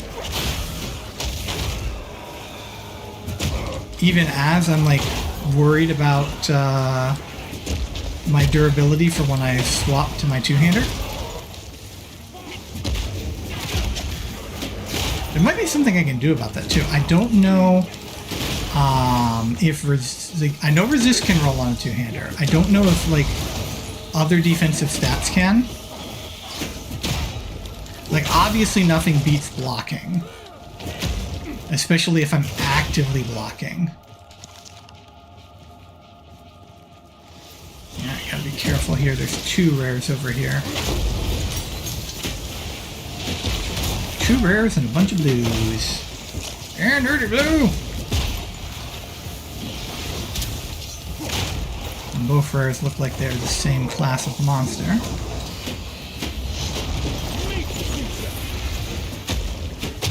Unfortunately, that means I will have to wait to get off my next one against this guy. We got revives minions, so that's a joy. All damage ignites. Well, doesn't matter now. Bone Shatter is actually pretty good for bossing too, providing you can get it set up.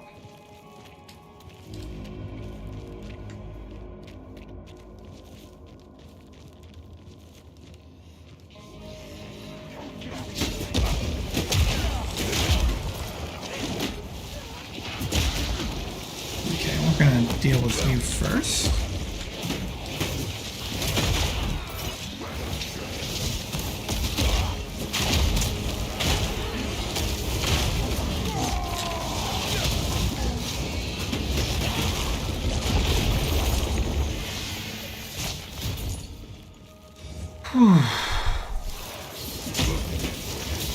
Face me!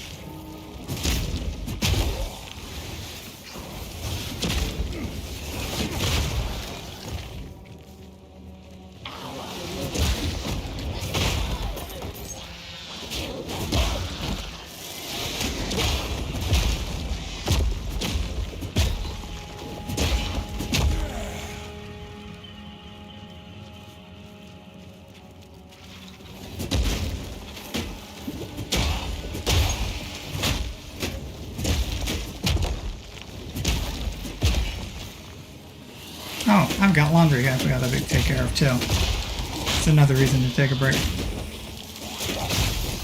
Especially since it's bedding, so No more room. I'm gonna lie down. If I'm gonna need to lie down, it'd be nice to have that done.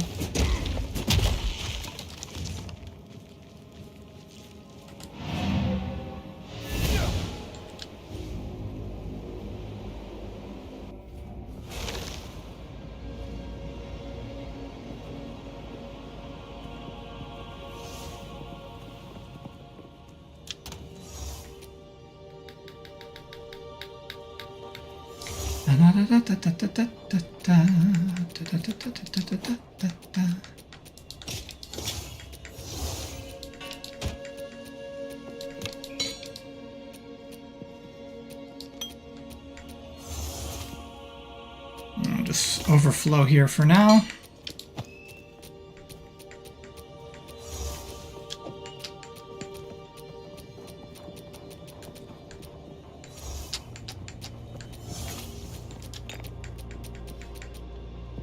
Oh, it's a breach precursor. That'll be particularly useful. Alright, that's 15. That's a 14. 3, 15, 15.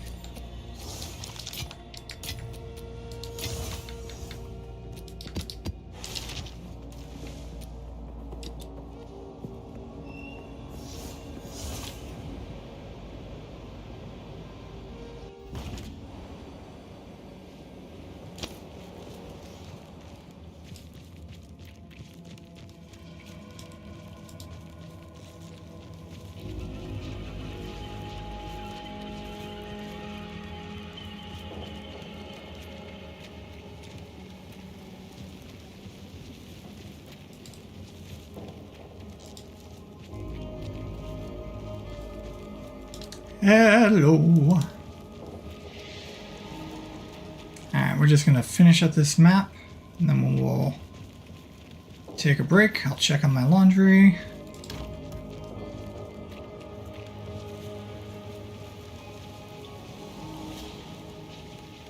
This is another weird thing, just minor nitpick, but like, there are degens that look like that. Dodge this! Oh, that looks like it's it. Alright. Ooh. That's kind of cool looking. Like fireflies around drained trees. I wonder what that's called when a swamp causes the tree to become all skeletal like that.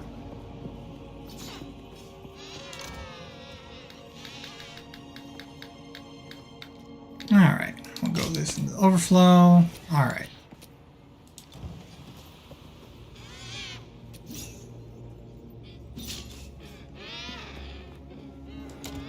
And we'll do real quick. Nope, I don't have any exalts left. Okay. Alright, and then I do have a map to do for next time. Alright.